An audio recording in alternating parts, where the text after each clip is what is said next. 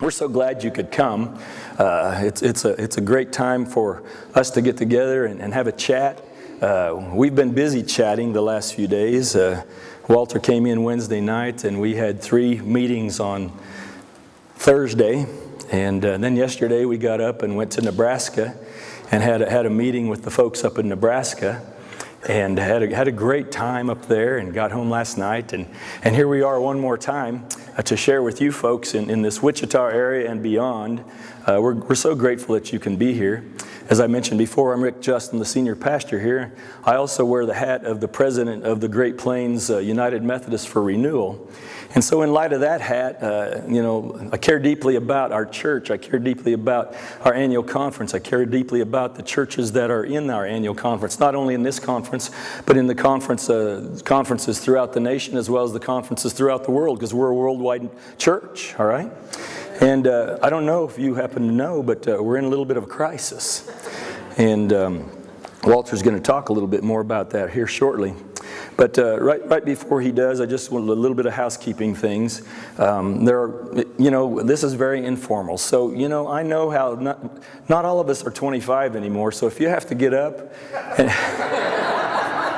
there are restrooms over here, women's and men's here. Farther down the end of the hallway, there's restrooms. And then clear on the other end, there's some youth having an event down there as well.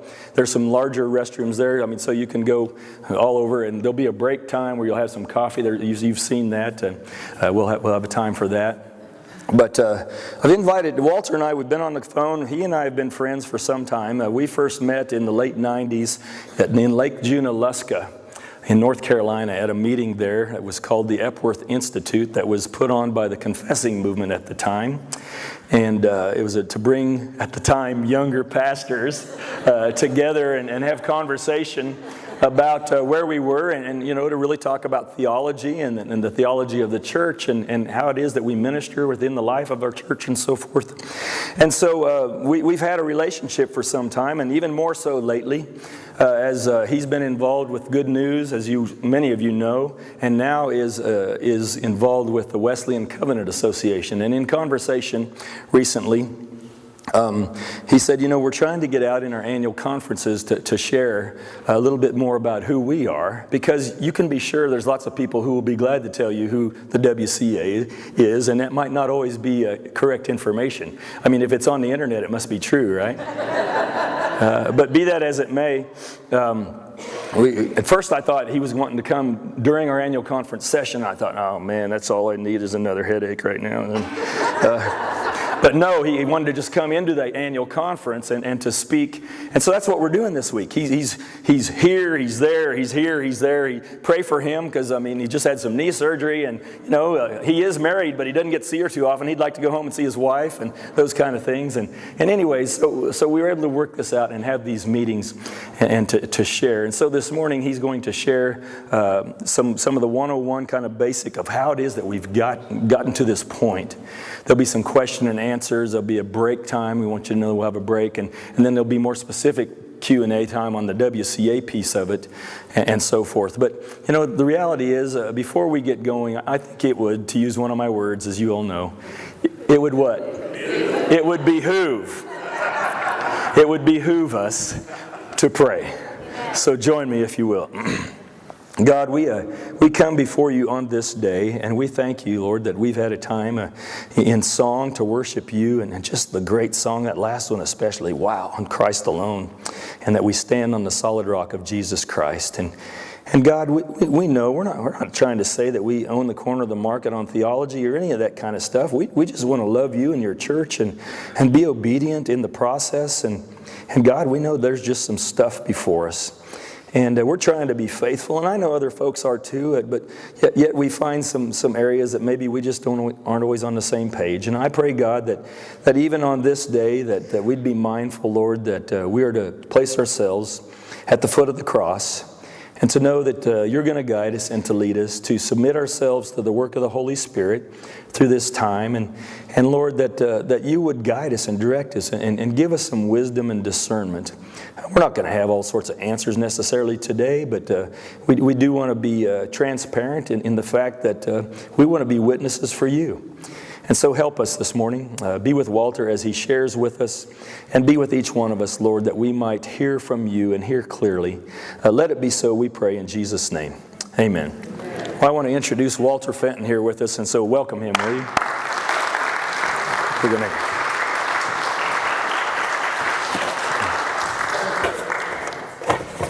That work? Well, good morning on this beautiful day in Kansas. It is gorgeous out there, and so I thank you for coming. Rick has been telling me that it hasn't been so gorgeous, and he's started to think of me as a lucky charm. Yesterday he kept rubbing my head, and so. But anyway, I'm grateful to be here, and good to see all of you. I want to say another interesting thing. We were driving up to Nebraska. I think we took 5 hours to get up there. We took our time. And I have to get out and walk around on my little knee. And so we had a long time to chat on the way up and the way back. And the ironic thing is I did most of the talking. I'm sure if you did, a calculation of the words, I probably had 75 to 80% of them. But the funny thing is Rick lost his voice. So I was like, this is great. I can just keep going. So anyway, but he got it back. Praise the Lord. Well, I want to say a special thanks to my brother and friend, Rick Just. We have had an extended relationship. We don't get to see each other very often, but we have become very close friends, and I just treasure his friendship, honor his ministry here at Asbury, and indeed throughout the entire Great Plains Annual Conference, his leadership. Thank him for that, and he's recognized across the connection as one of the leaders in the conservative evangelical Orthodox movement in the wing of the church. And so we just thank Rick very much and appreciate him very much. I want to greet you on behalf of the president of the Wesley Covenant Association, the Reverend Keith Boyette. Keith would have loved to have been here today. Typically we travel together, but he's at a meeting in Chicago today and can't be with us. Keith and I have spent more time with one another than we have with our spouses since January, and we get along just fine, but it's not good to have more meals with your work colleague rather than your wife, we've discovered, and both admit, as much as we like one another. As Rick said, we are not 25 anymore, and so I find that I need these little things, and I'm finding right now I can't see my outline here. So the other folks I want to thank, I really want to thank the people here at Asbury United Methodist Church. I've pastored 3 churches, and I know when you do things on Saturday, it really puts stress on those who take care of the facilities, who do all the planning and make everything happen and make us all feel so welcome and comfortable when we're here. But there's a team of people we all know who, and you got another event going on with youth down the bill, and so there's going to be a team of people that's going to have to be here for all afternoon probably, trying to clean the place up and turn it around so that we can worship and praise God tomorrow. So I want to thank the people of Asbury for hosting us here today, and just appreciate them so much for all I'm doing, and thank them very much. And finally, I want to say a word of thanks to all of you. Your very presence here today is indicative of your concern for the church. And as Rick said, we're going to talk about some difficult things. I'm not going to try and whistle by the graveyard. I think we have to be real sometimes.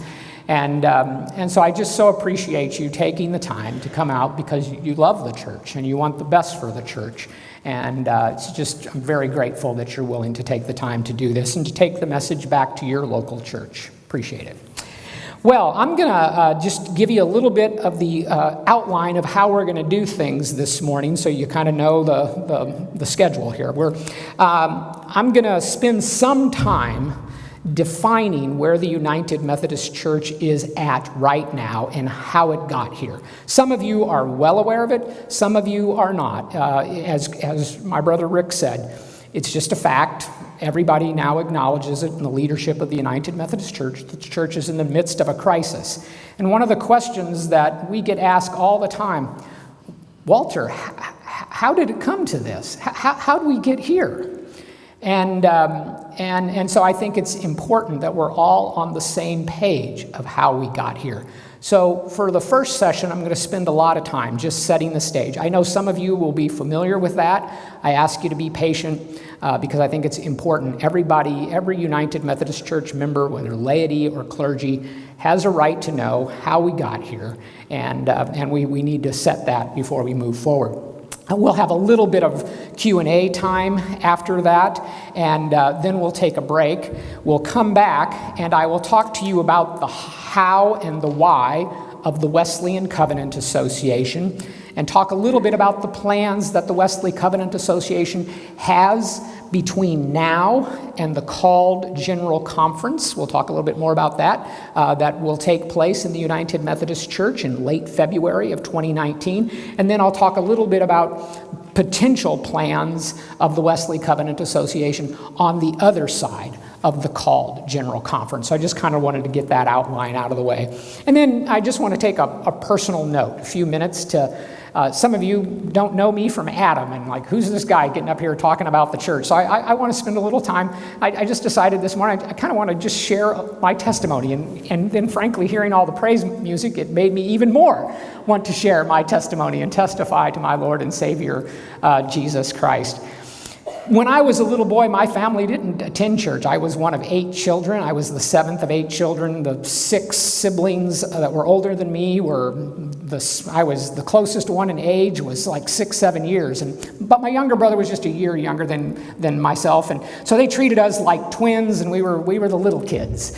And on Sunday mornings, what my brother and I, Jody, did is we would get up Sunday morning. Everybody else would be asleep. My 2 oldest brothers were off in the Navy during the Vietnam War. And they'd all be asleep, and we'd get downstairs, and we'd grab a couple garbage bags. This is in the early 70s, and some of you out there might remember, I don't remember any girls doing beer can collecting, but some of you guys may have been beer can collectors, trying to get a nice extensive beer can collection. You'd set them on a shelf and everything. And I'd never tasted beer in my life at 10 or 12, but I loved collecting the cans. And so my younger brother and I, we discovered that if you got out early on Sunday morning and climbed up in the dumpsters behind the taverns around our town had a lot of taverns, actually. We had a lot of churches and a lot of taverns, interestingly enough, but you'll have to think about that one yourself. So we would climb up in the dumpsters and start going through and say, boy, I hope some person last night at this tavern bought, some, not Bush. We had plenty of Bush beer cans. Something exotic. We wanted, a Pabst Blue Ribbon special or something like that. We were looking for a special can, that we didn't have in the collection yet. And so we would do that, Sunday morning. Well, I had a dear aunt. Aunt Kay was her name. And one of the things she did is she and another woman, they'd drive around. They went to the Church of the Nazarene. And they'd drive around town in a van, and they'd pick kids up on Sunday morning and take them to church. And I remember one Saturday evening, my mom set my brother Jody and I down, and she looked at us on Saturday night and said, tomorrow your Aunt Kay is going to come by in a van and pick you up and take you to church. Or what she said, she's going to take you to Sunday school and church. And for me, 2 words that just don't go together very well, in my opinion, is Sunday and school. But, there you have it. So we were like, wow, this is going to be a different experience, and we weren't really prepared for it. But nevertheless, she got us up early in the morning, cleaned us all up, and sure enough, my Aunt Kay came by in a van, and we climbed on board with a bunch of other little kids. And at first, we just didn't know what to do at church. But, those people loved us. They cared for us. They looked out for us. And that was the beginning of my journey in the faith. And in time, I gave my life to the Lord and was saved. And so I just so much appreciate that. Just that one story reminds me of how faithful people are. Clergy and lay people, how faithful they can be, how caring and compassionate they are about the church, how hopeful they are despite the challenges. They just never give up. They just keep persevering in the faith. And so I just thank them so much, and I just wanted to share that. I want to also confess that I'm a sinner in need of God's redeeming. We have difficult issues to discuss this morning, so I need to acknowledge that I stand in the need of the transforming power of the cross of Jesus Christ, just like everyone else. Well, it is indeed uncertain and trying times in the United Methodist Church. To one extent or another, I think everyone is aware of the debate in the church right now. The debate is superficially, or I shouldn't say superficially, on the surface, there's a big debate that's been going on for a long time in the church over the church's sexual ethics, its teachings on marriage, and its ordination standards. And at the 2016 General Conference, our General Conference delegates, I'll say a little bit more about General Conference in a little bit, our General Conference delegates recognize that this is such a crisis in the church that they empowered our Council of Bishops to create what is called a Commission on a Way Forward, with the hope that the Commission could propose a solution to the crisis that all of the leadership in the United Methodist Church recognizes that we're in. And so we every 4 years, United Methodists have what we call our General Conference. It is the highest body in the United Methodist Church. It's the only body that can speak authoritatively for the church. It's composed right now of 864 delegates. And if you divided that in half, what would we have? 431. 431 clergy delegates, 431 laity delegates, okay? I think 432 is what I should have said. So we have, those are our delegates who go to the General Conference. They are elected in an openly fair process, and the General Conference delegates, as I said, empowered the Council of Bishops to create the Commission on a Way Forward to hopefully propose a solution. So we have this crisis that we're trying to work on and solve, and then we have really another crisis going on that you don't hear nearly as much talked about in the church, but believe me, the leadership of the denomination are very well aware of the crisis, and if you know the right people, they will talk about it, and they are very concerned about it, and that is a demographic crisis at work in the church. And I won't give you a lot of statistics. I'll just share with you some. And they have to do with average worship attendance. We have a body in the United Methodist Church, official body called the General Council on Finance and Administration. It's their job to kind of collect the gifts and the tithes that people generously give to the church, to the general church, to distribute those.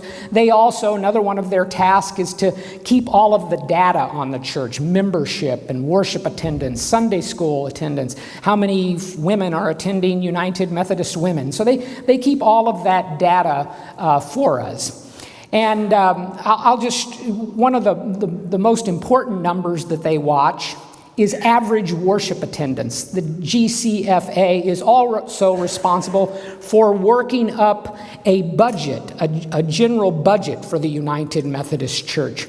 And so one of the key numbers that they're interested in is average worship attendance, because they have discovered over the years that attendance actually has an effect on how much money gets put in the offering plate every Sunday. You can have all the members you want in a local church. I remember my first appointment, I looked and it said in the book I was going to become the pastor at the first church. I thought they were kind of crazy to give me a church that had 250 members, but that's what it said in the book. 200, wow, I was thinking pretty good of myself. Here, I'm going to go pastor a church of 250 members. And I got there the first Sunday, and they were averaging about 41 every Sunday. So we had a lot of members, not so much in attendance. And yet those are the people, the people who show up on Sunday are the ones who fund the church. So the GCFA watches that number very closely. And here's an interesting statistic. In the 16 years prior to 2001, average worship attendance in local churches in the U.S., local United Methodist churches in the U.S., that figure barely budged. So in 1985, there were 3.494 million people on any given Sunday at worship in local United Methodist churches in the United States. And in 2000, there were 3,488,000 people in worship. And so it ticked down. We lost about 6,000 in average worship attendance on any given Sunday. But that's like a fraction of 1%. From 1985 to 2000, we lost just a fraction of 1% in worship attendance. Now, in the first 16 years of the new century, average worship attendance in the local churches has plunged dramatically. In 2001, average worship attendance was 3.547 million. In 2016, it had dropped to 2.65 million. That's for a loss of almost 900,000. Not 6,000 as the previous 16 years, 900,000 people in average worship attendance on any given Sunday in the United Methodist Church. That's a whopping 25% worship attendance loss. And much of that loss came between 2012 and 2016, when we lost 10.5% in average worship attendance in just 4 years. 311,500 people gone from United Methodist churches. The percentage rate for average worship attendance, it's just climbed precipitously every year in the last several years. And we are on course, once the GCFA has all of the data and has audited the data for the past year, 2017, we're on a trajectory to have lost over 1 million members, 1 million people in worship attendance in just the first 17 years of this new conference. As one denominational official said to me, they haven't published this, but he's told it to me privately in a face-to-face meeting when I was doing an interview with him. He said, Walter, just quite frankly, those numbers are catastrophic. We simply will come apart as a denomination if we continue down this trajectory. They're unsustainable numbers. So we don't have time to explore all of the ramifications of these plunging figures, but I can assure you that they ripple out across the entire church and in one way or another impact all of us. They impact local churches, of course, districts start having to merge together. We do incredible things to district superintendents. We tell them, instead of being responsible for overseeing 58 local churches, we're going to merge a couple districts, and you're going to be the district superintendent now of about 110 local churches. And that's just it's just unreasonable. I don't know how any district superintendent adequately supervises that many local churches. Then annual conferences have to merge together, and a number of our annual conferences have had to merge already in the new century, and more are planning to merge in just this coming year.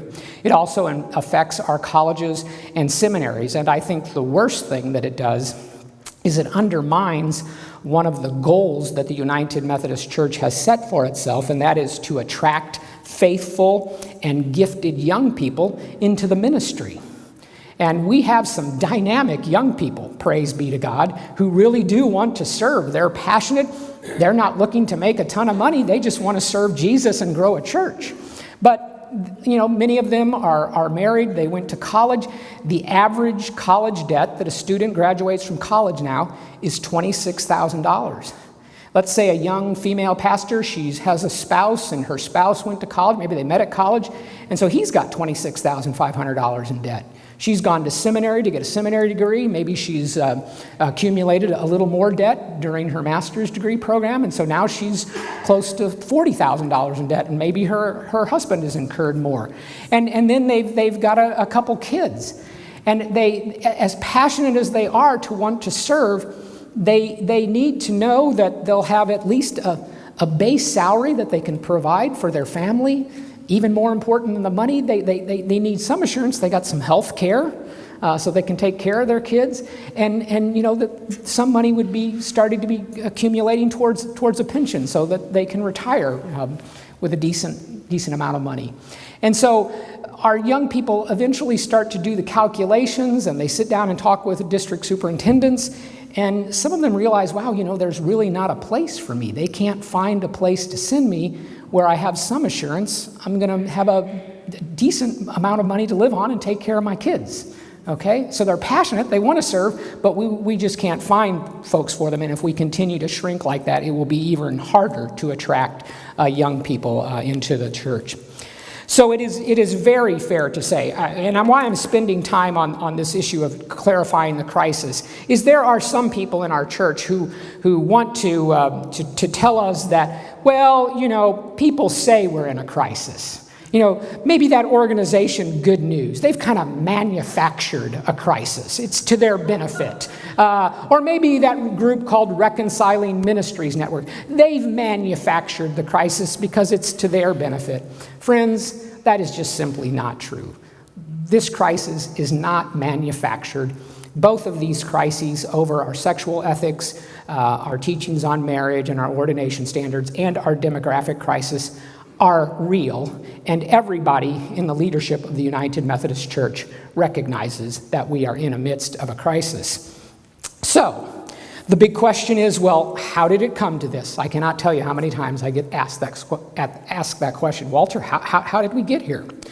Well, I tell you, part of the answer to that question requires a little tutorial, a quick tutorial on what we call our church's polity or our governance structure. We typically use the word polity. All the clergy out there who've gone through and got elders' orders or you're commissioned or course of study, you know that word polity. You even have to take a class in seminary called polity. And polity is just a word that is from the Greek word polis. And the Greek word for polis, that was just simply their word for a city. So, but the term polis took on much more meaning over its life. It actually not only meant city, it meant the governance of the city, how it works together, how people do things. And so it's not surprising that, like, the word politics comes from polis. And so we as a church have a polity. And so I always like to tell people, we don't get to decide whether we're going to have church politics or not. That's not a luxury we have. The choice we have is, are we going to have good and fair and open politics, or are we going to have bad politics? That's the only choices we have. Because since we have a polity, we are definitely going to have politics in the church. It's just the way it is here below on this side of the veil, okay?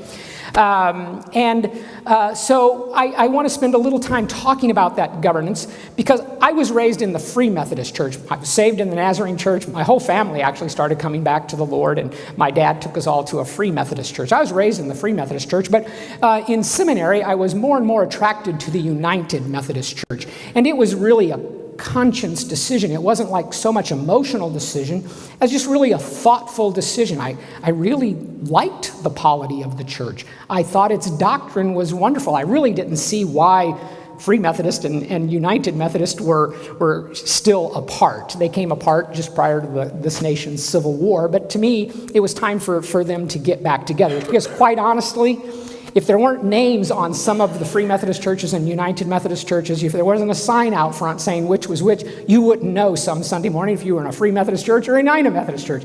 And so I was very attracted to the United Methodist Church. It was a conscious decision. I'm going to join the United Methodist Church. I think the doctrine is beautiful, and I think the polity is about as good as you can get. Okay? And so I joined the United Methodist Church when I was in divinity school. And but every church has to ask itself, how are we as a church going to discern God's will for the church? That's just a fundamental decision you have to ask. And it's a very difficult question. A lot of thinking has to go into it, because especially if you're a global church, and we're one of those kind of special denominations in the United States that's part of a global church. So when we get together for our general conference, it's not just, well, the United Methodist Church in the United States gets together and makes decisions. No, we have a good number and a growing number of brothers and sisters from many countries in Africa who are part of the United Methodist Church as a global church. Somewhere between 30 to 35% of the delegates at General Conference are from countries in Africa. About 4% of them are from the Philippines, a very healthy, vibrant, growing church in the Philippines. And then we have right around 1%, a little less than 1% of our delegates represent churches in Europe and even into Russia. So here we are, a very global church, and we have to ask ourselves that question: how are we going to discern God's will for our church? And we kind of have first I would like to say, a conceptual idea that we've used for many years that frankly goes back to John Wesley. And John Wesley would say, well, it all wasn't my idea, for sure. He'd point us way back to the early church and said, this I think, is basically how the church has gone about trying to discern God's will. And so just let me share with you, I know many of you have heard this over the years, but I just want to make sure we're all on the same page. And I'd like you to think, I like to have a model in my head when I talk about the way we try to discern God's will, and I always like to think of a pyramid. Some people think of a square when we talk about it, and that gets you in all kinds of trouble, and we have recognized that. So think of a pyramid.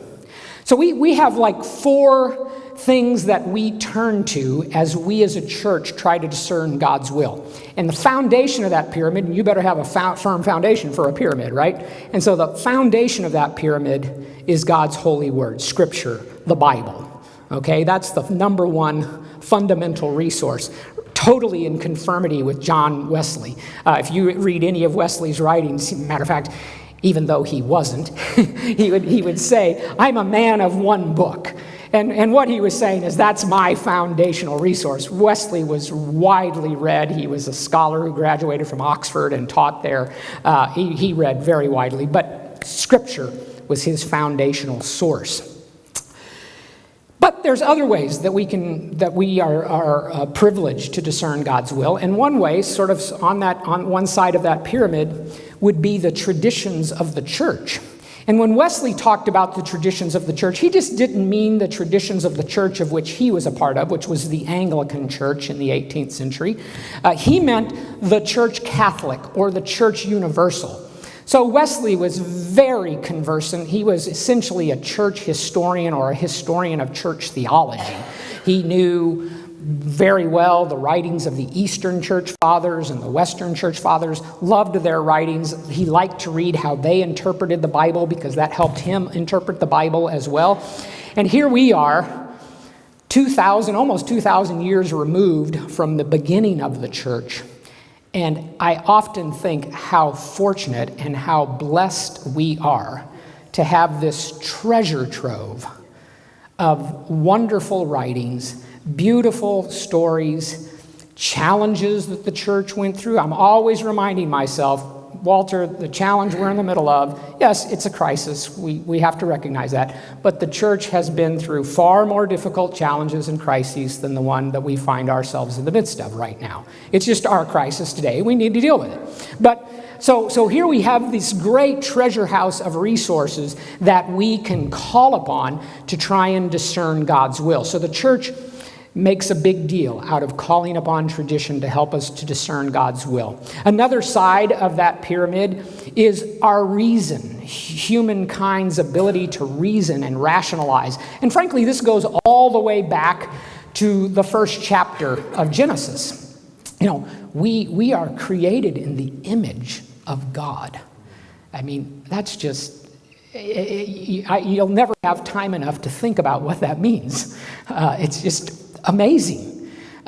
We are created in the image of God, particularly in our ability to think and rationalize and even be creators like God. That's amazing.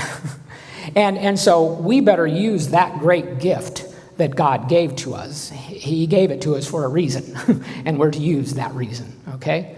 And so we use that as a source to discern God's will. And finally, Wesley is known throughout church history for having added an element. It used to be those were just the 3. If you go back and read St. Augustine way back in the 4th and early 5th century, St. Augustine talked about those 3 already. And he was relying on other Christians before him. And Wesley fully acknowledged that. But one of the things Wesley also talked about that he was really known for is he said, we can also call upon experience to discern God's will for our lives and for the church. Now, what he meant by that was, I think, something very different than sometimes what gets portrayed in the modern period. Sometimes people think that what Wesley meant was my experience, just my experience. And I think there is some truism that since the mid-'60s, there's been a kind of a therapeutic movement in the church. Matter of fact, a lot of pastors kind of almost preach therapeutic sermons. And I'm not saying they're bad all the time, but you can spend too much time sort of navel-gazing, looking at yourself and thinking about your experiences. And Wesley, that's not exactly what he really had in mind. What he was talking about, and he used this great word that I wish we would bring back and use more often, but we don't. It's a word from the 18th century. He would talk about the vivifying. The vivifying, our best way of translating is with two words, the life-giving experience and power of the Holy Spirit in our lives as followers of Jesus, and even more importantly, the life-giving power of the Holy Spirit at work in the church. Okay, so that's what he meant by experience. Not just, your experiences, what you did last week or something like that. That's the experience that he's talking about. The life-giving power of the Holy Spirit at work in the lives of Christian individuals and the church as a whole. So that's kind of the conceptual framework that we have for trying to discern God's will.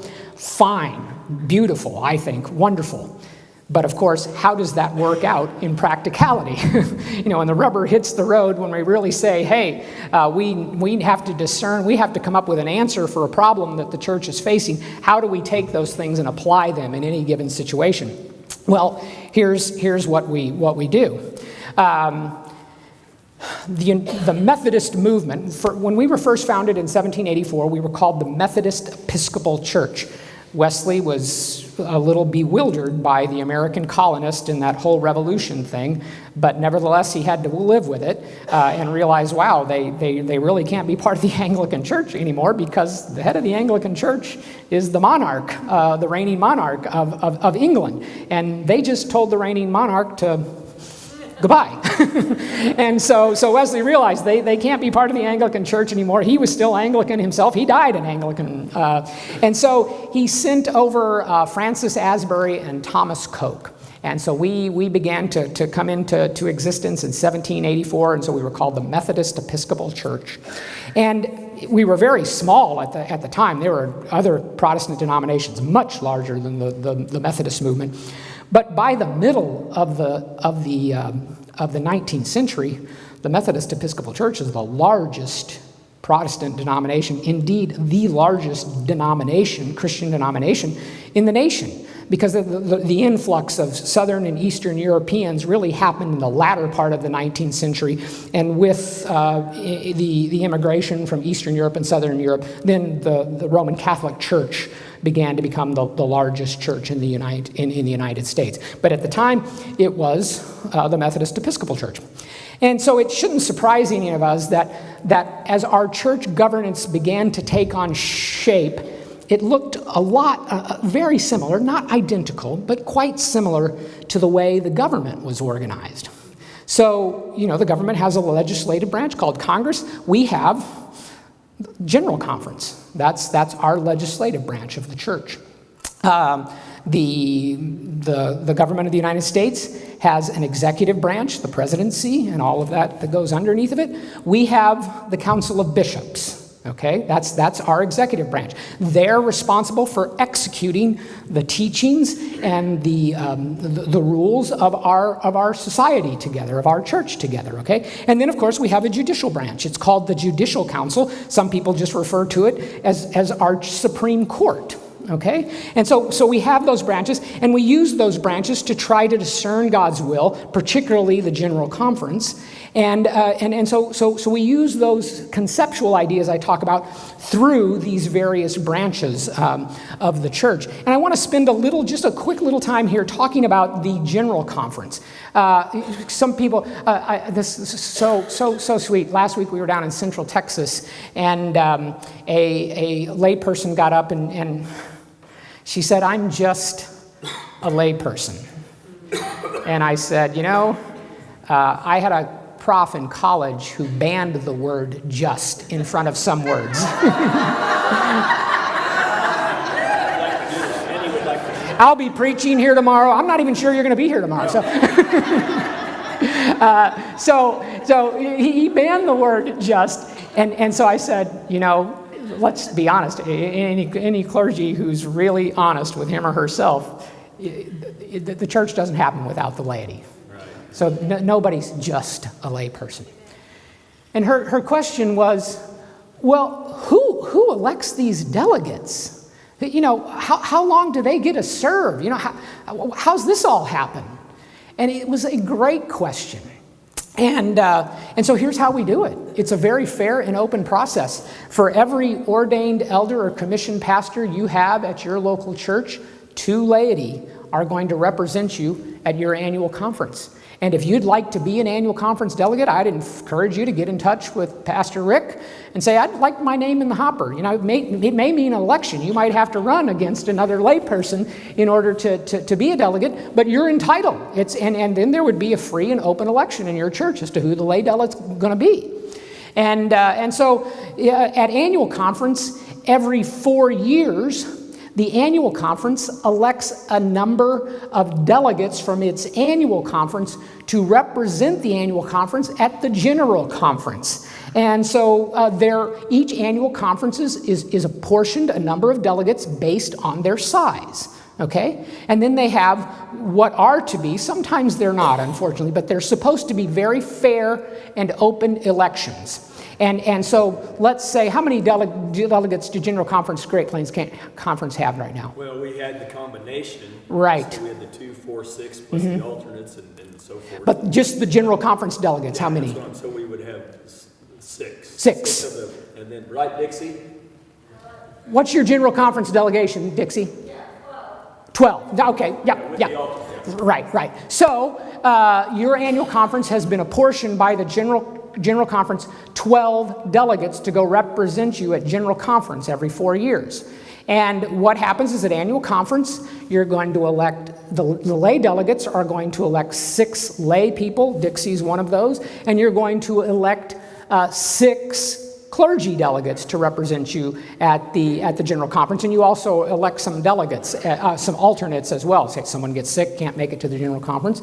And so these are supposed to be very fair, open elections, and so frankly, see that right here, this is something that was attracting me to the United Methodist Church, the sense of fairness and prayer that almost before every ballot at General Conference, in every annual conference I've been to, they stop and pray before they cast their ballots, okay? And so this happens all around the world. So when the 864 delegates get there, there's an equivalent number of clergy and laity to represent them. And we re-vote every year. You don't get to be elected for life as a delegate. Maybe you got to go to the General Conference in 2016 as a lay delegate, but you'll have to stand for election again in 2019 if you're going to go to the 2020 General Conference delegate.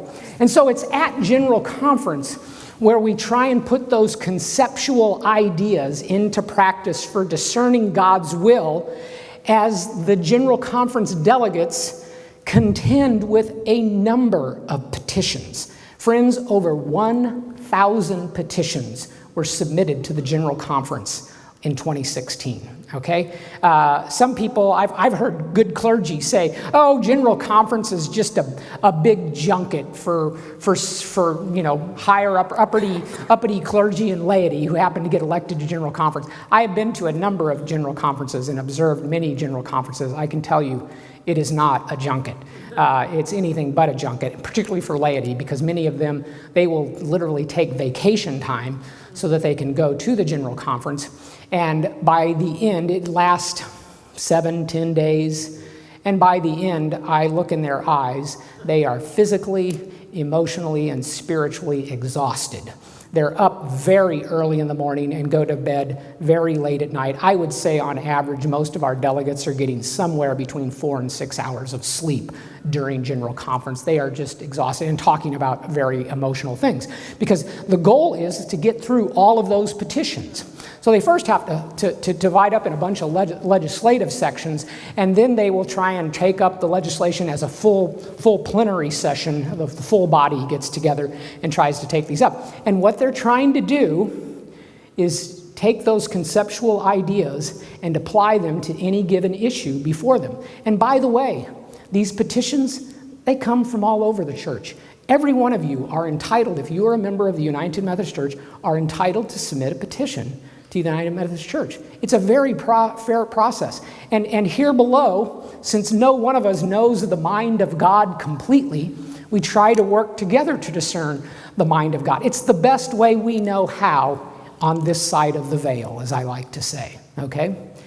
And so another thing I really don't like that people accuse General Conference delegates of is being mean-spirited and argumentative. They just get to General Conference and they're just arguing with one another. That's not true. That's simply not true. There may be people attending the General Conference to observe it who might be mean-spirited and call each other names. By and large, I have observed many sessions, legislative sections, and full gatherings of all 864 delegates, and they try very hard, even though the issues are very emotional, they try very hard to be gracious to one another and civil with one another as they debate these issues. And then after a time of open debate, it just has to come down to this. They vote. They say a prayer, and they vote.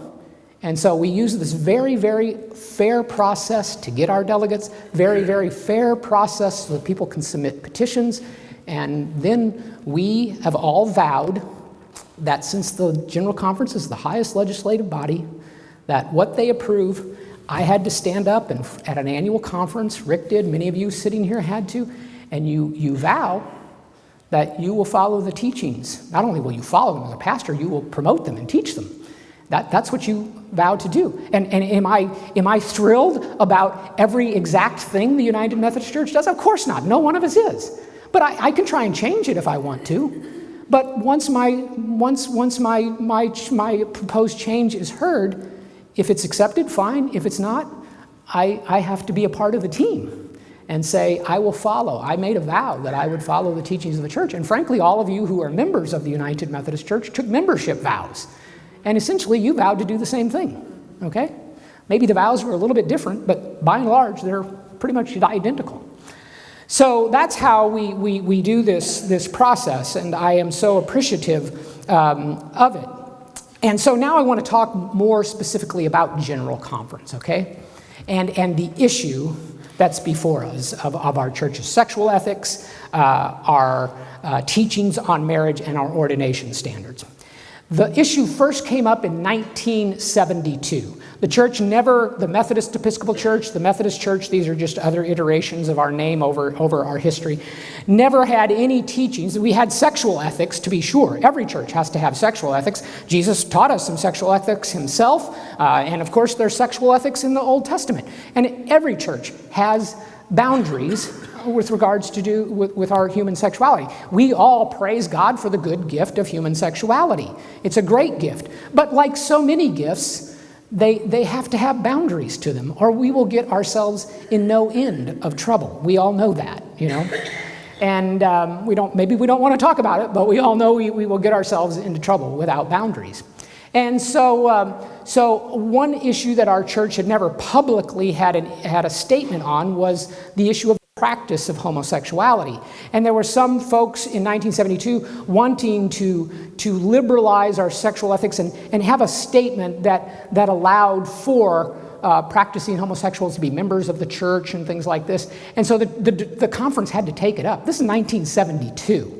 I was only 10 then, but I'm smart enough to remember this is a topic nobody hardly talked about at all in polite society. You just didn't talk about the issue of the practice of homosexuality. But here are churches, and I'm grateful. I'm like impressed that way back in 1972, our church on the floor of General Conference had by and large a gracious, open, candid conversation about the practice of homosexuality.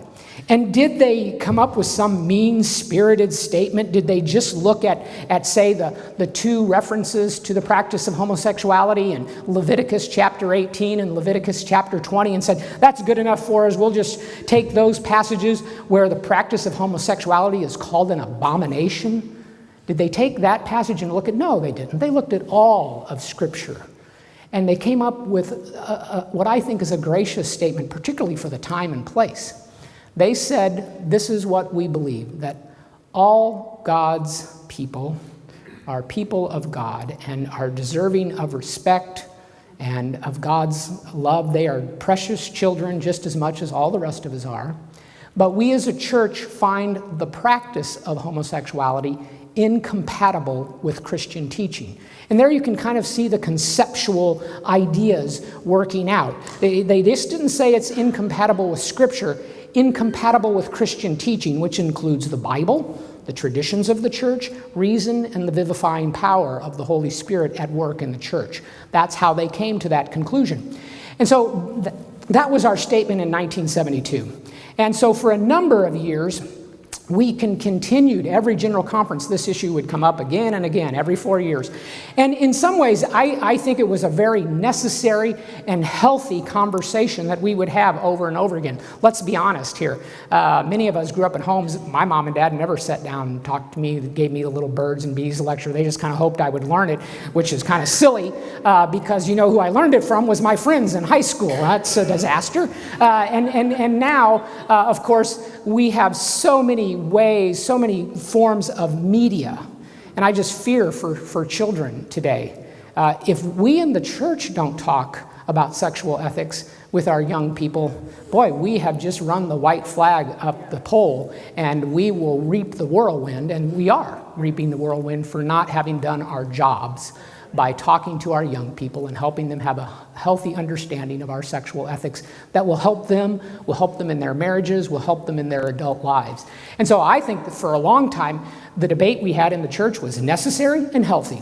It went on for a number of years, but then around the year 2000, the debate started to just turn acrimonious and not very helpful. At the 2000 General Conference in Cleveland, 2 of our bishops, 28 lay people and clergy had to be arrested by the Cleveland Police Department because they were trying to disrupt and bring the General Conference to a halt.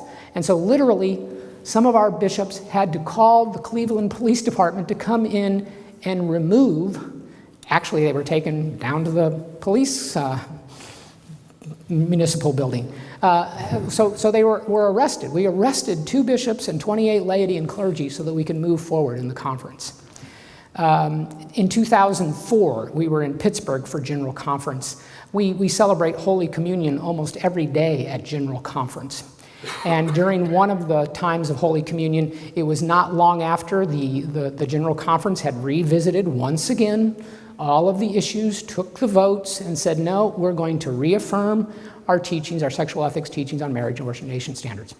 One district superintendent was so angry that the church did this that when he came up to receive Holy Communion, took the bread that was given to him, but instead of dipping it into the chalice, took the cup from the co-celebrant and smashed the chalice on the floor of General Conference.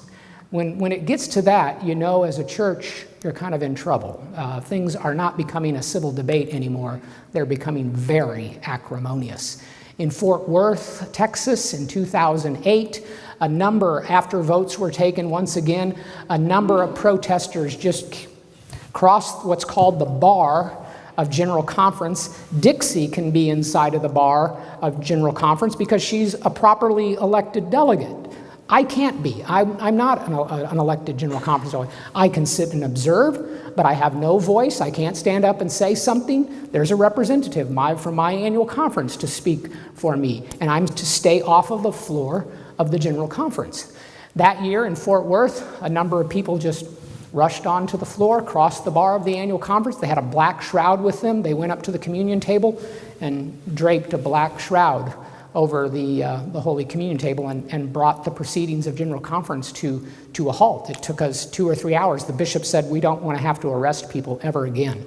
It's just such a black eye to the church to have some people in the church arresting other people in the United Methodist Church and that getting in the papers. So they didn't arrest them, but they had to negotiate for 2 or 3 hours before they would leave the bar. General Conference is very, very expensive, my friends. It costs us about $10 to $12 million to put on a General Conference. We're flying people from Africa, the Philippines, all over. And so it's a very expensive endeavor, and here they brought the whole thing to a halt. In 2012, the same thing happened again, brought the conference to a halt. But then a new strategy on the other side of 2012 was adopted that really was the one that led us to the crisis that we're in today. After 2012, progressives, ardent lesbian, gay, bisexual, transgendered, queer community adopted a new strategy. Their strategy, I think your former bishop, Bishop Scott Jones, put the best name on it. They adopted a strategy of ecclesial defiance. They started to say, well, we don't care what General Conference decides. On these matters of our sexual ethics, teachings on marriage and ordination, we're going to do what we think is right rather than what the church says is right. And so many of you, of course, have heard or probably read, we have had pastors preside at same-sex marriages. All clergy know that that is a chargeable offense. You can be brought up on complaints, you can be brought to church trial, and it's quite possible you may have your credentials removed and no longer be appointed to you. You will no longer be a pastor in the United Methodist Church. But a number of clergy went ahead and do that. We even had a bishop do that. A retired bishop presided at a same-sex service. So these kind of incidents went on and on. In some places, the pastors who did this, their bishops did not really make any attempt whatsoever to hold them accountable. Okay? And then, of course, at 2016, we had the delegates saying, this is becoming such a crisis. Bishops, we're empowering you to appoint a commission to hopefully bring this issue to a close and we can get a good solution. And so what they decided to do as part of that, there was a compromise that any petition at the 2016 General Conference having to do with the church's sexual ethics, its teachings on marriage, and its ordination standards, we'd just table them. We weren't going to take them up at the 2016 General Conference, which meant that our book of discipline, as it is written, would remain in force. And there was kind of an understanding that let's all, whatever side you're on these issues, let's all just take a deep breath. The bishops are going to appoint a commission, and then we're going to have a called General Conference. And in just like 1 or 2 years, in 2018 or 2019, they ended up landing on 2019, and we will allow that called General Conference to hopefully bring a global solution to this acrimonious and bitter debate that's been going on now for a long time, and hopefully resolve it. So let's not do nothing, whatever side we're on, let's be careful here. Well, unfortunately, literally just weeks after the General Conference, many of the annual conferences just continued to defy the teachings of the church. A bishop in the New York annual conference, she openly ordained a self-avowed practicing homosexual who was in a same-sex marriage. The Board of Ordained Ministry enthusiastically recommended that candidate. She ordained him. So here we're kind of supposed to be holding, but instead they did it. And then most egregiously, and many of you are aware of this because you're in the South Central jurisdiction. The South Central jurisdiction played a key role in this. The Western jurisdiction defiantly, provocatively, knowingly, wittingly elected a pastor from Glide Memorial United Methodist Church in San Francisco who was well known to be in a same-sex marriage with another woman, actually a deaconess in the United Methodist Church. And that she had, in an interview with the New York Times some years ago, had admitted that she had presided at least 50, she kind of lost count, she said, but it's somewhere around approximately 50 same-sex weddings, all in defiance of the teachings of the United Methodist Church. But nevertheless, the delegates in the Western jurisdiction elected her. And that really sent the church into crisis mode. I won't go into all of the details of what happened after that. But so here we are. I say that we're really in a constitutional crisis because the legislative branch of our church has spoken. They've established and reestablished and reaffirmed our sexual ethics, our teachings on marriage, and our ordination standards. But some in our executive branch refuse to implement those teachings. It would be like the President of the United States. And we're not going to get into politics. We got plenty of politics in the United Methodist Church. We don't need to talk about those. But it would be as if the President of the United States said, yeah, I know we got a Constitution. You all seem to like it. There's parts of it I don't like. I'm going to violate the Constitution. That's when you have a constitutional crisis. And that's what we have in our church. We have a constitutional crisis. And you just can't go forward very productively and very healthily if you have your church in the middle of a major constitutional crisis. So that's how we got where we are. And I just wanted to make sure before I start to talk about the Wesley Covenant Association after our break and a little bit about what's going on in the church. I'm sure you'll raise questions, but I wanted to set the table so we're all on the same page together.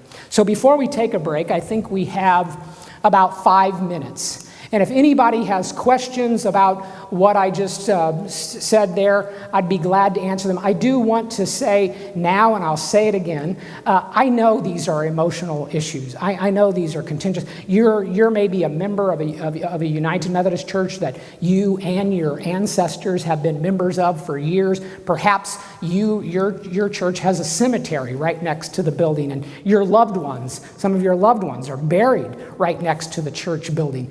And so this is a very emotional issue for you, what's going to come of the United Methodist Church. But I would encourage you, because there are some people here who have a lot of questions, and they're very good questions and legitimate questions. So please refrain from speeches and just allow people to ask their questions, okay? So we can get those out and get those answered, because I know some of you here are like really representing your local congregation. You want to go back and tell people, well, this is what I learned. This is what we need to know. This is what we need to come up to speed on. Okay, so if there are any questions, we'll have a much more extensive time for Q&A later on. But this is great. We got a microphone here.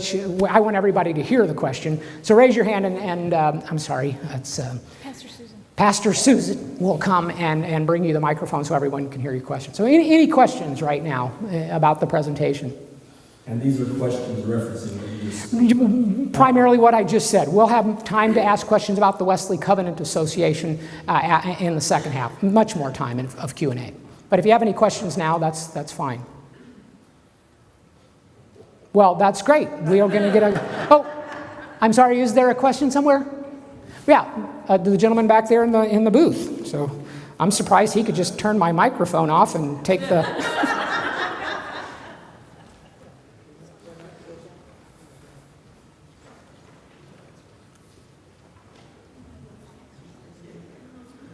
You talked about the falling membership or the falling attendance. How does that compare to other denominations? I mean, is general falling all over the place? That's a great question, a very complicated question, especially in the United States of America, that has such, just within the family of Christians, has so many denominations. I've lost track of how many Christian denominations there are in the United States. I'm sure it's in the thousands. Since the 19th century, there have been what have been referred to as the mainline denominations. And when people use that phrase, the mainline denominations, I wouldn't really call them mainline denominations anymore, because many of them have fallen on very hard times, and there are other churches now that are bigger than they are.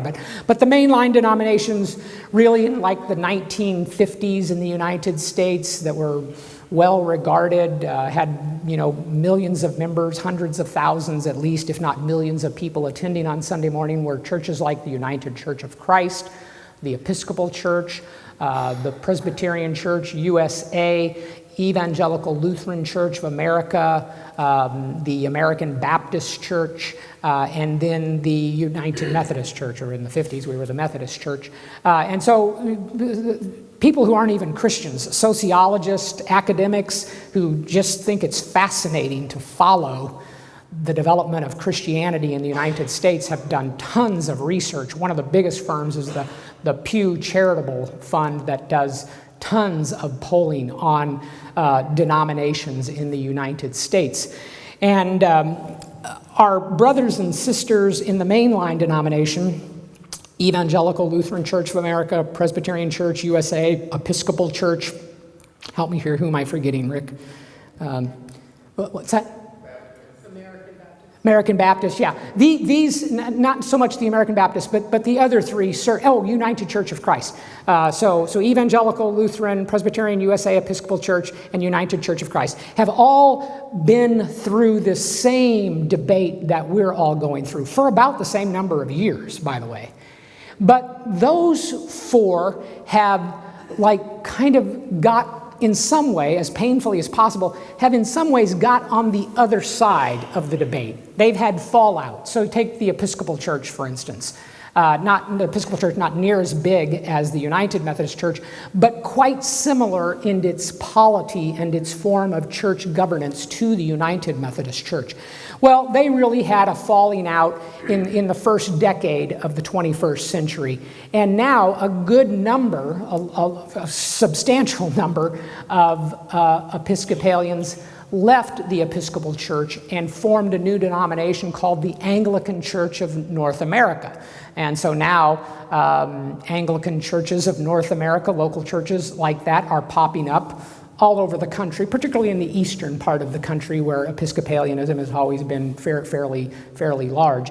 And so they're on the other side of it. But as they were going through those battles, same for Presbyterians, UCC, and Lutherans, as they were going through those battles, they started to experience the same percentage losses that we're now seeing. And a matter of fact, the closer they got to the crisis where they finally divided, and there have been divisions in all four of these denominations, the closer and closer they got to the division, the higher the worship attendance loss went up. They were running somewhere between 5.5% to 6% membership loss annually. So we're, for all practical purposes, we're on that trajectory, unfortunately, right now. Whether it ever get that high, over 5%, that would be a huge number. We're talking, a couple hundred, 250,000 people in a year if we get up to 6%. So yes, others have experienced that and seen the same thing. Well, hey, we've reached the break. Some of us have had coffee and water and need to take a break. Oh, did you learn something from Polity 101? All right. Well, as I was saying, sometimes we think, well, we don't need to hear that. But on the other hand, I think most of us need to hear that because especially, in the life of the church, it's not like we get up here as pastors for the most part and do that kind of a teaching. And that's really what it was some teaching to help us understand and to help us realize, here's where we're at and here's how we got here. Now, he could share way more on polity, but we don't want to spend all day there. We're gonna move into the WCA piece. But Pastor Susan, who is our congregational care pastor here at Asbury, who does an awesome job for us. So here's the pat on the back, all right? But she does wonderful work for us. But what we thought we'd like to do is just go ahead and pass a little notebook around. It kind of gives us a feel for who was here and what church you represent. So we can kind of have an idea. Now, as I look out here, I can see some folks from the Dodge City area. I know someone's from Johnson. So that's 4 hours away. We had some people in Nebraska who drove 6 hours yesterday for the meeting. And so we have other folks here. I do want to welcome our district superintendent's wife, Nancy Reese, with us this morning. Mitch couldn't be with us, but because, he's doing DS things. But Walter and I had breakfast with him Thursday morning. So we're not doing anything that Mitch doesn't know about, all right? And Nancy and Mitch have been friends of Mary Lou and mine for a long time, and we're really glad to see you here. And also just up there in Nebraska, we let the DS know that as well, and the bishop knows we're doing this. So we're not trying to hide anything. And if you come here today, I don't know everybody here, but if you are here today, and maybe you don't land quite where we land on this particular issue, that's okay. In the sense that what I mean by that is we're glad you're here and we want you to know what we're talking about, okay? And so there's just a transparency in that as well. So with that being said, Walter, here we go again, brother. I want to explain a few pieces of information here that you can have. I'll have these in the back. I'll try and slip into the back. We have a brochure from the Wesley Covenant Association. I'm going to be talking about the association in just a moment, and I'd encourage you to take one of the brochures. We also have contact cards. If you're interested in learning more about the Wesley Covenant Association, this is one way you can do that, by just filling out this contact card, and we will sign you up so you can get any information you want. This is not a membership card. It's just you saying, hey, I'd like to receive your emails and other information that you put out, and you can use that. And again, the brochure will help you learn about the congregation. And could you put up on the screen those two slides I sent with you, and I'll kind of explain those. Another way that you can join the Wesley Covenant Association or simply sign up is, if you have your cell phone, you can simply text WCA join or WCA renew. If you'd like to renew your membership or join, you can do that. So that's one way. And the next slide. If you'd like to get, we have a video and a book that's like a study information. A number of churches are using this resource. The book's called A Firm Foundation. A number of the chapters are written by great leaders and pastors in our church. I think, of Carolyn Moore. She's pastor at Mosaic Church in Georgia. Just a great pastor, great homiletian for starters, and then just a wonderful local church leader that has taught pastors all over the country. She writes one of the chapters in the book. The great Maxie Dunham, who's up in his 80s now, but is as healthy as a horse and still very plugged in. Maxie was in the civil rights movement in Mississippi, was a pastor there, really put himself on the line, so much so on the line that he was threatened and had to move to Southern California. So a great man. Maxie has a chapter in there. He was the president of Asbury Theological Seminary for a number of years, and a number of other authors. And then there's a video that goes along with it. So this is a great resource that you can be reading in a small group, read one chapter a week, and then when you all get together, you could watch a video. The video is narrated by Reverend Jessica LaGrone, Jessica is the dean of Asbury, the dean of the chapel of Asbury Theological Seminary. And I know many of you are familiar with Jessica LaGrone. She is a wonderful preacher, and we are so blessed that Jessica gets to touch the lives of so many young people who are coming and wanting to go to seminary and thinking about entering into ordained ministry. And she does a wonderful job of narrating. So thank you very much for showing those slides for us. And you can just text that number. You can write in Foundations, and you can get the information on the book. And again, you can join, we have an app, and with that app, we push out information weekly. If there's a development in the church, you can count on, we will get information out about it very quickly. The app's easy to get.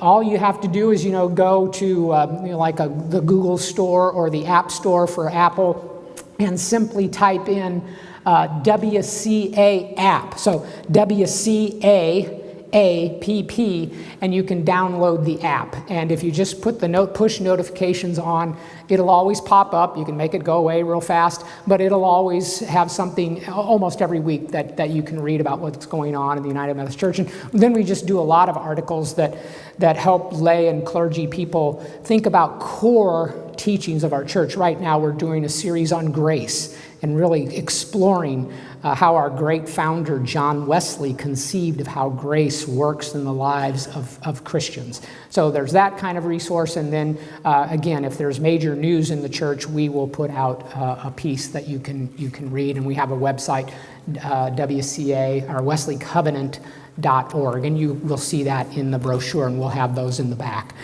And then finally, Cokesbury, or Abington Press, which is the publishing house of the United Methodist Church, reached out to the Reverend Rob Renfro. Rob is the pastor of discipleship at the third largest United Methodist church in the country, the church down just north of Houston in the Woodlands. They have a little over 13,000 members now, and average worship attendance is right at about 6,000 people every weekend. We just had our Easter services this past year, and over 12,500 people attended about 9 services through that weekend. So Rob is very, very busy as the pastor of discipleship at the Woodlands, but one of the other great things that Rob does, he can't give a whole lot of time to it, but he is willing to give some, and we're very grateful. He is the president of the Good News Movement, which has been around for over 50 years. And Rob played a leading role in creating the Wesley Covenant Association that I'll tell you about in just a moment. And so Abingdon Press decided, they're of course fully recognize the crisis at work in the church. And so much so that they said, let's do a series. They called the series the Fault Lines series. And they said, let's contact people all across the theological and social line in the United Methodist Church and ask some of the leaders to write a book from their perspective, and we'll get these out across the church. They'd really like to see them used as study resources in small groups or Sunday schools. And so they asked Rob and I to write a book from an evangelical perspective, and we wrote a book. We gave it the title, Are We Really Better Together? And so we try and take on some of the most difficult issues, whether they're of a theological nature. We have a chapter in there that I wrote on the interpretation and authority of Scripture. We have a chapter in there on the mission of the church, a chapter on the way forward. Rob has a chapter on the church's sexual ethics, and we just clarify the differences at work in the church. We're very candid about our own positions, but we try to dispassionately explain the other side as well, okay? And so if you would like to purchase this book, I have some in the back, and some of you already have, and I thank you very much for that, but it's for $15, and you can purchase it in the back. So I just wanted to get that out of the way before we move on. Okay, I'm going to wake up my little iPad, and we'll plow in. I see that it was perfect. It's 11 o'clock right now, and this is such a beautiful day that I don't want us to go past noon, and you probably don't want us past noon either. So we are going to work hard to get through this. I know some of you will have some great questions. Everywhere we go, we get great questions, and we'll get to that time as quickly as possible, but we'll bring things to a close at noon. I'll be around to answer any questions you might have afterwards. I'll be happy to stay as long as you want. But I know so grateful to those of you who literally are driving 4 hours for this. Yesterday, 6.5 hours. That is so indicative of the passion that people have for their local church and their concern for the whole church and just want to be fully informed. And that's just so critical to where we are right now. So, with that, let's start to talk about why the Wesley Covenant Association? Why do we need an association like that? How did that come into existence? And so just let me very dispassionately talk about this. And I really want to do this because unfortunately, in this day and age, unfortunately across our whole culture, and it affects the church, it infects the church, I should say, we're unfortunately given to believing, conspiracy theories. And with the internet, as Pastor Rick said, well, it must be true if it's on the internet. People put things out. I'm not accusing anyone of trying to be, that they're doing things for nefarious reasons. Sometimes they just think they do know how things happened, and without talking to anyone else, they just go ahead and say, hey, here, I know how this organization came into existence. And with all due respect, some of them I read and I thought, where in the world did they come up with that? Because I'll just be honest, I know from point A to where we're at now exactly how the Wesley Covenant Association came into existence. I was part of bringing the Wesley Covenant Association into existence. And so just let me tell you how it came into existence. For many years, going way back into the 1970s, the Good News Movement that I worked a number of years for before I came on with Wesley Covenant Association, the Good News Movement was founded in 1967. Its founding had nothing to do, by the way, with the church's sexual ethics. That wasn't an issue yet. The issue in 1967 was the church's doctrines. Many Orthodox conservative evangelicals felt like that what the publishing house was publishing for Sunday school curriculum, some people became very worried about it, okay? And you recall, we're kind of in the middle of the 60s here. And by the way, in the 60s, practically every local Methodist church, we weren't the United Methodist Church yet, practically every Methodist church, every Sunday school used the curriculum produced by the Methodist Publishing House. That's kind of just the way it was. I would say well over 90% of local churches used curriculum published by Cokesbury. And some began to have questions about that. And out of that, I won't go into the long story, but out of that came the Good News movement, okay? And Good News has been around over 50 years. Over time, the leadership of the Good News movement thought, there's a renewal, and they refer to themselves as a renewal and reform movement. Good News took its mission to try and renew and reform the United Methodist Church. And they got to know of other movements going on in these mainline denominations. There's a renewal and reform movement in the Presbyterian Church, almost as old as Good News, maybe even older than Good News, called the Presbyterian Laymen. That was the name of the organization. I think it's kind of ironic. It's been led by a woman as the president of the Presbyterian Laymen organization. She's a very effective, articulate leader. Carmen Fowler is her name, leader of the Presbyterian Laymen. And it was it was the renewal and reform movement in the Presbyterian Church. And there was a renewal and reform movement in the Episcopal Church and the United Church of Christ and the Evangelical Lutheran Church of America. And so we all decided, it'd be good for us at least once a year to get together and see if we can learn from one another. And so I think way back in the late 1970s, they started to get together for a day and would share, hey, what's going on in the Evangelical Lutheran Church, and how are you all as a renewal and reform movement contending with that? And this just went on. Every year we'd get together and have a conversation, kind of like a day of learning from one another. Well, like I said before we ended, these other denominations have kind of shaken out. Some of their renewal and movements exist no more because so many of the churches split, and there really wasn't a need for the renewal and reform movement anymore. One branch of the church went one way in some of the denominations, and others went the other way. And so at some point, the Good News Board, and Dixie, I think Dixie slipped out, but Dixie Brewster has been a member of the Good News Board for a number of years and a General Conference delegate as a layperson from the Great Plains Annual Conference. The Good News Board back in March of 2015 said, what would be helpful to us is let's invite some of the leaders from these groups that have already gone through what we think we might have to go through as United Methodists. So we invited Carmen Fowler from the Presbyterian Laymen. She's watched, by the way, their average worship attendance. Carmen followed those numbers closely. They were bumping right up around, losing 6% annually in worship attendance in Presbyterian churches across the country. They used to have over 1 million people in worship in Presbyterians. Actually, you go back to the 70s, they were over 2 million members. Now they no longer have 1 million people in worship on Sunday. It's down around 800,000.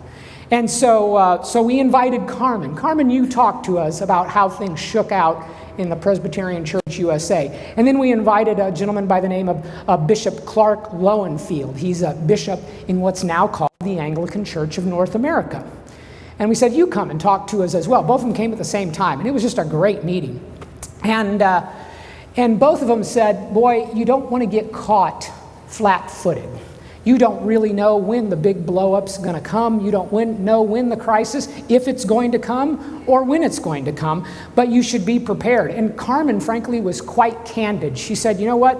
We weren't prepared. I wish I had a game plan that I could tell you that we followed, and I could just pass it to you, and you could follow it in case you needed it. And she said, to be quite honest, I'm interested to hear from Bishop Lowenfield, because in my opinion, as a Presbyterian, I think they got it about as good as you can get it. And so she turned to Bishop Lowenfield, and Bishop Lowenfield said, well, I wouldn't say we got it just right. We tried, but there is definitely some truth to what happened in the Presbyterian Church is those who just couldn't go along with the Presbyterian Church USA, by the way, changed its teachings on sexual ethics, changed its teachings on marriage, and changed its teachings on ordination. They liberalized all of those church teachings, and a good number of Presbyterians, clergy and lay, said, I'm not mad at you, I'm not angry with you, I just simply can't walk with you if that's the direction you're going, and now I have to go someplace else.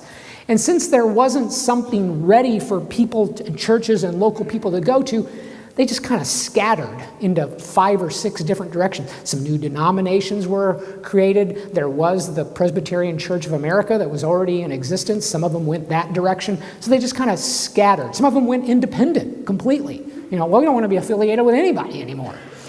And but in the Episcopal Church, when it came time and they had the same situation developed, liberalized sexual ethics teachings on marriage and ordination, again, a good number of Episcopalians said, can't walk with you now. We've got to go someplace else. But they had an organization all ready to stand up by and large. Was it perfect? No. Did it need a lot of tweaks and things like that? Of course. And so very quickly, they stood up a church called the Anglican Church of North America, and it is a growing denomination. Is it a huge denomination? No, but it is a growing denomination. In the community where I live in the Woodlands, there's the Episcopal Church, and not very far down the street, they're on the same street, interestingly enough, there's an Anglican Church of North America, and they're both about the same size. So it's a growing movement. And so we wanted to learn from Clark, and so he said, Carmen is right, though. You don't want to be caught off guard. You want to be prepared, because the last thing you want to have happen is churches a bunch of people who say, wow, I can't go that direction anymore, but I would like to go someplace else, and there be no place else. And then everybody just splinters and goes off by themselves. I've never had a problem, and I know many of you, I know my brother Rick doesn't. We call it connection.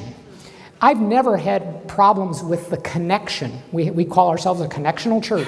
Never had any problems with that. Matter of fact, love it, think it's great. When it's working healthily, it's a beautiful thing. It allows us to pool resources together and accomplish great things here in the United States and around the world, okay? So connection's great, and we want that. But if there's nothing to go to, when the crisis comes, people will just say, well, there's nothing to be a part of, and off they go, okay? So we really took that under advisement at Good News. And then another piece of the puzzle fell in place in April of 2015. A body called the Connectional Table of the United Methodist Church. They meet twice a year. A lot of people don't know much about the Connectional Table of the United Methodist Church. It is the highest administrative body of the church between the 2 general conferences, actually. There's 45 members of the Connectional Table from all around the world, representatives from every jurisdiction. We have 5 jurisdictions here in the United States. They're on the Connectional Table, and a number of bishops, about 13 bishops serve on the Connectional Table, and the chair of the Connectional Table is always a bishop. And so in 2015, they got together in April 2015. They'd been exploring a plan for a long time, and they kind of took the challenge on themselves. They knew that this crisis was growing and growing over our sexual ethics, etc., and said, let's try and come up as the Connectional Table with a solution to solve this problem.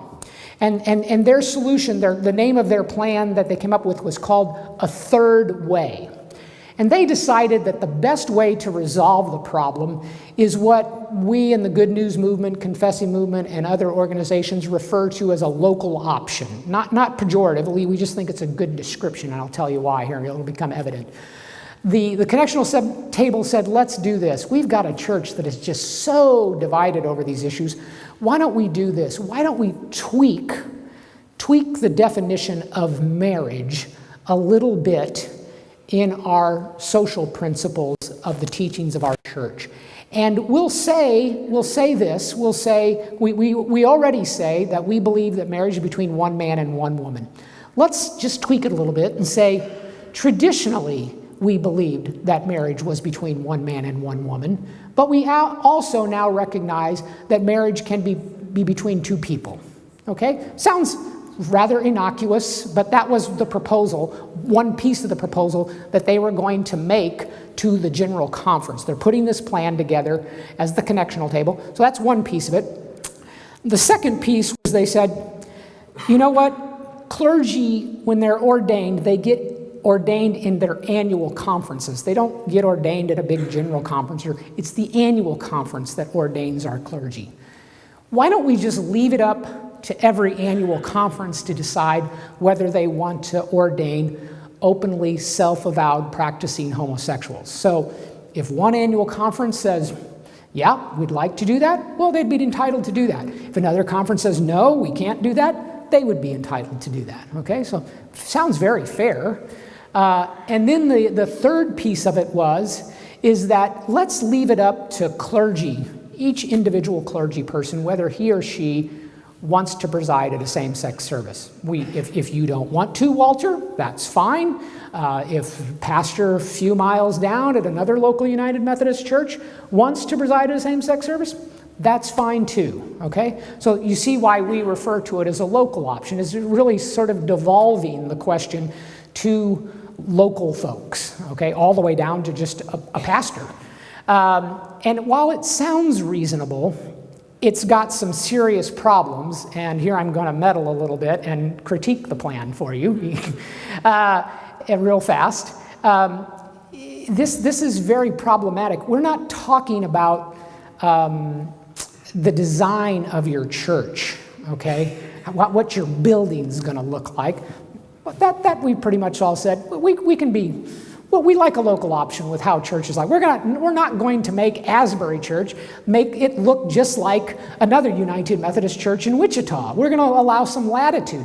There are some core things that we don't allow any latitude on in the United Methodist Church, a good number of things. We decided some years ago that women could be just as effective as clergy in the church as men any day of the week. And therefore, we were going to ordain them. That's not up for a local option. We're never going to it's just never going to happen in the United Methodist Church as it's currently constituted. It's never going to happen that we say, no, we think we got that one wrong, but maybe we didn't get it completely wrong. Hey, if some annual conferences want to ordain women, that's fine. If some of you don't, that's fine too. I can't be a part of a church that would make that kind of move. There's some things that we just can't allow happen to be a local option. You just kind of get to choose, okay? Some things are core to who we are. The issue of marriage, who you can marry in a church. The institution of marriage is not only an incredible institution in the life of the church, it's an incredible institution across almost all religious faiths around the world, and has been a principal core institution within the life of the church since its inception, okay? It's not a debate over the color of the church carpet. This is a fundamental issue. We have teachings in Scripture and through the history of the church on marriage. And it would just be chaos in a local community. I've been here in Wichita, and I know, just driving around, I've seen other United Methodist churches, and they're not very far from here. My guess is some of the young people of this church go to high school with some of the kids in other United Methodist churches. Can you imagine what it's like when they get together and have a conversation already in a culture that is very confused and teaches terrible things we know about sexual ethics? Can you imagine two United Methodist young people having a conversation? Well, my pastor teaches that marriage is between one man and one woman, and that I'm to be faithful in that marriage. And my sexual life can only happen within that context. And the other, United Methodists from the other church, oh, well, my pastor, we celebrate same-sex weddings. It's great. We think it's wonderful. And so you can see what kind of message, it would be a very confused message that we're sending to the wider culture around us on a fundamental question, okay? So marriage just simply isn't like some other issues where you can have a local option. We have to have unity around an issue like this, especially something that is grounded in God's word and the teachings of the church. So I digress. So we at Good News knew that this issue is coming to a head. Here, the connectional table is going to present this plan to the 2016 General Conference. And now, believe me, as I explained earlier, every General Conference, there has always been a large, fairly large group in the church who wants to overturn our teachings on marriage, our sexual ethics, and ordination standards. And they've been groups kind of like Good News, only on the progressive side, they're called caucus groups that caucus together, and they come and try and change the teachings every time. We know that they're entitled to do that. But here, this time, in April of 2015, just 1 year before the General Conference, the highest administrative body of the church, by a vote of more than 2-1 of the members of the connectional table, proposed that plan to the 2016 General Conference. And that concerned us a great deal of Good News. We weren't sure that there would be the votes among the General Conference delegates to resist that kind of pressure from leaders in the church to change our church's teachings. And learning from our folks from the Presbyterian Church, Episcopal Church, and others who said, that's the kind of thing you better be ready for. And then a great leader, and I referred to his name earlier, Maxie Dunham, who's been around the church and been a General Conference delegate many, many times. Maxie just said, some of us got to get to work, and at least we got to have in our back pocket, because if that plan that the connectional table is proposing gets passed, and all it needed was 51% of the vote at General Conference, if it gets planned, Orthodox evangelicals who can't walk down that road will be expecting us, Good News, and leaders of other organizations to literally have a press conference the next day and trying to explain to a good portion of the church what we're going to do about it. And so that's the whole genesis of how the Wesley Covenant Association came about. We kind of deputized ourselves to start creating some bylaws and some very outlined, we didn't want to go in a lot of detail, but we wanted to be prepared if that happened at General Conference. Now, fortunately, at General Conference, the delegates didn't change it. Matter of fact, all the legislation to change it got tabled, and we just kind of, wiped our brows and breathed a huge sigh of relief that we didn't have to roll that out. We were going to call it the Wesley Covenant Association. We didn't want to call it a church because we don't know where it would go. It's not our place to create a new church, but we wanted an association where people, churches, and individuals could go to see if they wanted to create a new church, if that came to pass. So I'm serious. We were like delighted that nothing changed and we didn't have to do that. We knew it would be a big thing. And so we just put it on the shelf, to be quite honest. But then things started happening, and I explained them to you earlier, right after General Conference. Unfortunately, the debate didn't die down. The crisis just got worse. And so a number of leading pastors and lay people across the connection were calling us and saying, we better start moving this Wesley Covenant Association thing ahead, even though the bad thing didn't happen. We need to be prepared, especially if there's going to be this called General Conference. And so we had our inaugural event in Chicago, the Wesley Covenant Association did, in October of 2016. And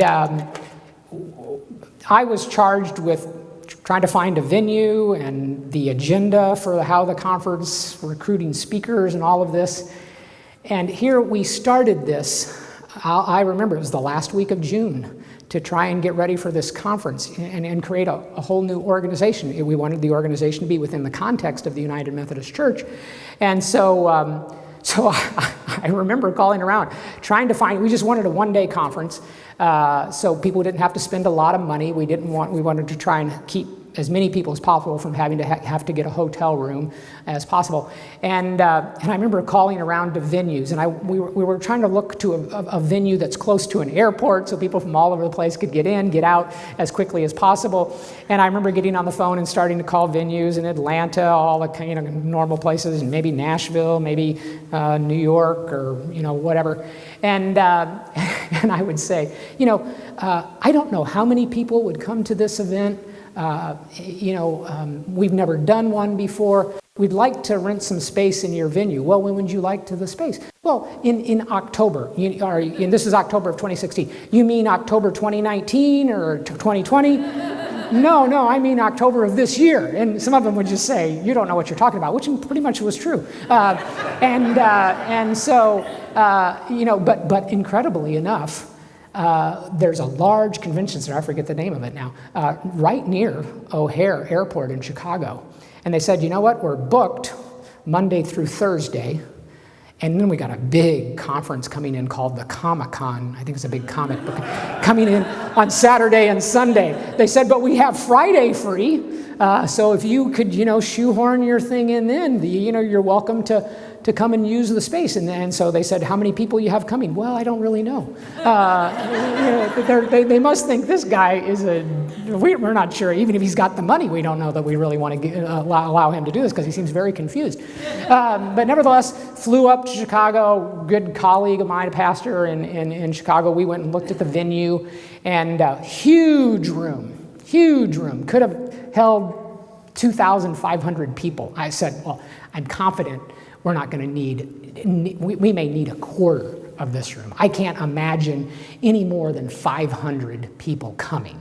Okay, that would be great. We would have been thrilled to have 500 people come to Chicago for this one-day meeting to launch this association called Wesley Covenant Association. So we go back home and feverishly working to get a website up so that people can register to come to the conference. I had a target date of August 1 to allow people to register to learn about the Wesley Covenant Association and come. We couldn't get it up. Struggle. Finally get the registration form up on August 8th. Literally we're now just 2 months from the conference and we're just now letting people register. And so now we're thinking, boy, we're probably not even going to get 500. But we turned the website on, and within a week, we had 500 people registered. Pastors and lay people worried about the church and wanting to be a part of something. See, that shows you how powerful connection is. People want to be a part of connection. They want to be connected together. And so it just kept growing. So I'd have to get back on the phone at the end of almost every week to the folks in Chicago and said, I know I said I only wanted this much of the space. Can I get any more? Well, don't worry, we're not going to rent any more of it out because we don't like having 2 conferences in the same room because we have to pull these air walls out. So we can't. You've got it. And so call back every week. And the last time I called them when we closed registration, I said, I've got 1,742 people who have registered to come to this event, to the inaugural Wesley Covenant Association. So they said, well, fortunately, we can still shoehorn you in. We were going to set up lunch for everybody, and everybody would have been able to sit at a table, but now you've taken up so much of the space, some of the people are just going to have to sit on the floor or somewhere and those of you who were there maybe did sit on the floor. And there you go. Rick's a good friend, but I couldn't get him a chair. I have other good friends, but so anyway, it was just incredible. When we get there that day, people who know stuff about conferences said, if you've got 1,700 something registered, you can count on some people not making it. Something will come up and they won't be, so you'll probably get 1,650 will show up. And we get there, and literally they are having to go find chairs and trolley them in so that we ended up with over 1,800. To be honest, I don't know how many were there, but the gentleman who ran the facility there said, well, I know it was over 1,800 people because I set them up X amount of chairs and I brought in X amount more, and we set people and we still had people sitting in the wall. And finally he said, you have to tell your ushers that if any more come, they can't come in because we've got it already arranged and the fire marshal will give us trouble. So that's the Wesley Covenant Association was started then, right there. 80% of those who attended were pastors, 20% were lay people. Not surprising, lay people, many of you work hard all through the week and just can't, up and say, I'm going to fly up to Chicago and go to a conference for a day. And so it was just incredible. It showed the passion that people had for wanting to remain connected and wanting to uphold core doctrines of the United Methodist Church. You can go to our website. Everything the Wesley Covenant Association asks you to endorse if you want to become a member is out of the United Methodist Church Book of Discipline. We don't ask you to sign on to anything in opposition to the United Methodist Church. We stand solidly for the core life-giving doctrines and teachings of the United Methodist Church, solidly behind them, and always will. We stand for connection.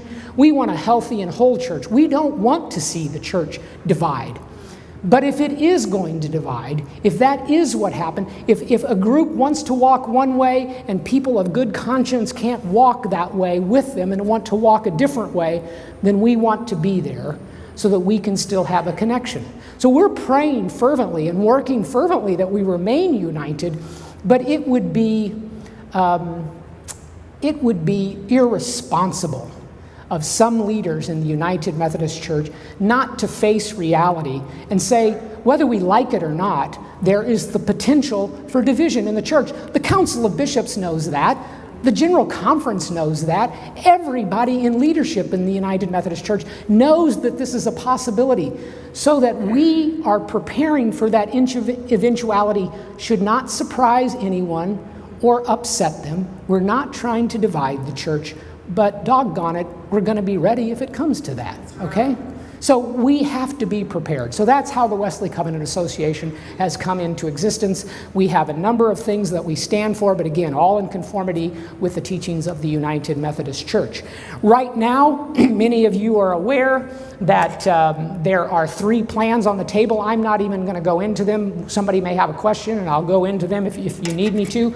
But we at the Wesley Covenant Association are fully aware of all 3 of those plans.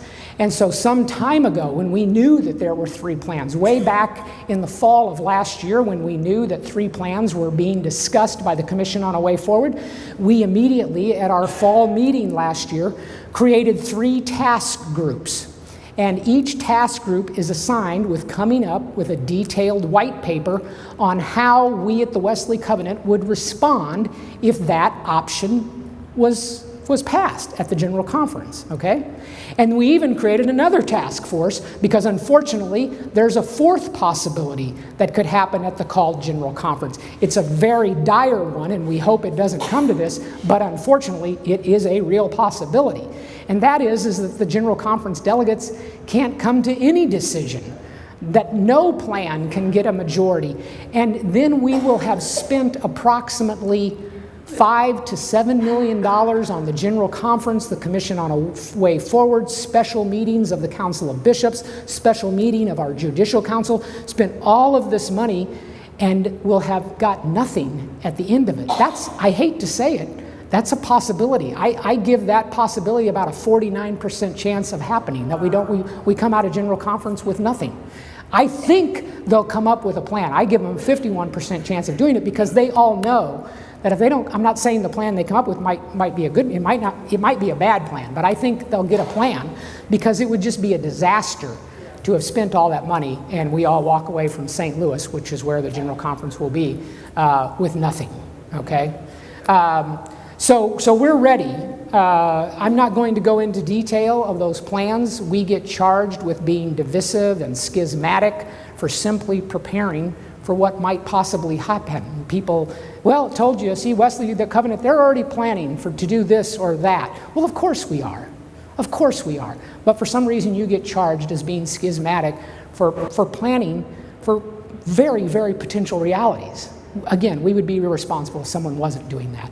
So that's one thing that we're doing right now at the Wesley Covenant Association. We're trying to start Wesley Covenant Association chapters in every annual conference. So if it comes to it, we're ready to stand things up.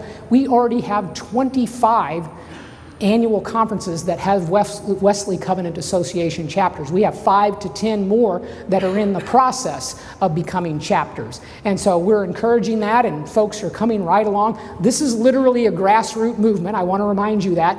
When the organization formed in Chicago, they hired a search firm to find a president. They wanted to find a good president, and they hired a great one, Reverend Keith Boyette. He's actually been one of the members of the Judicial Council, served on the church's Supreme Supreme Court, was an attorney before he came into the ministry. Very successful minister, planted a church in Virginia, served it for 19 years. He'd still be there today had not the Wesley Covenant Association asked him to be the president of the organization.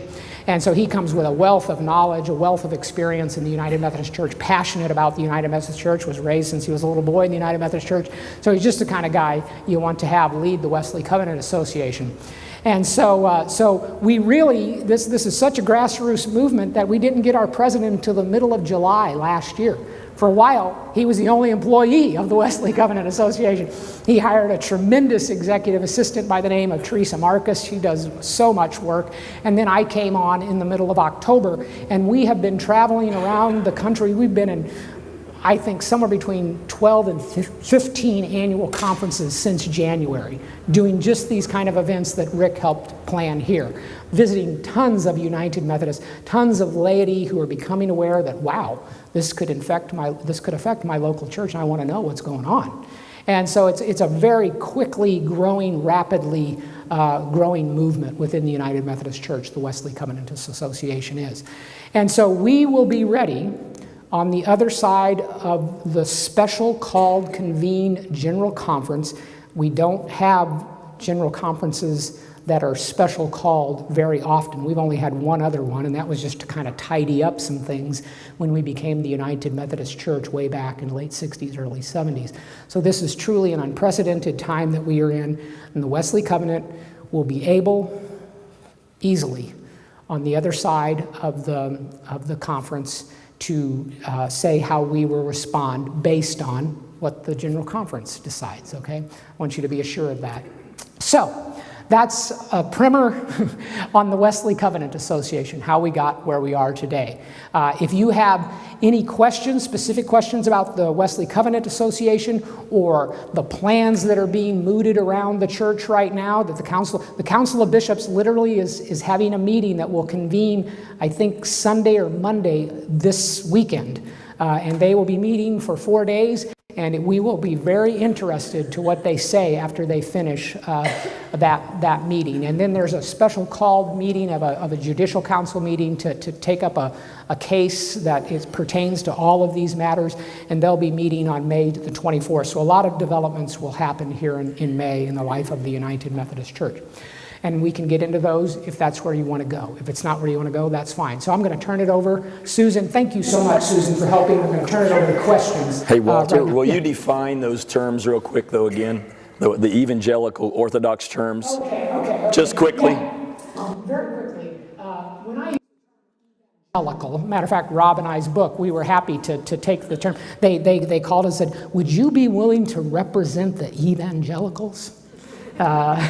Sure, we'd be happy to represent. And I get why they ask it that way. They even wanted to know if we'd be willing to put the word evangelical on the book.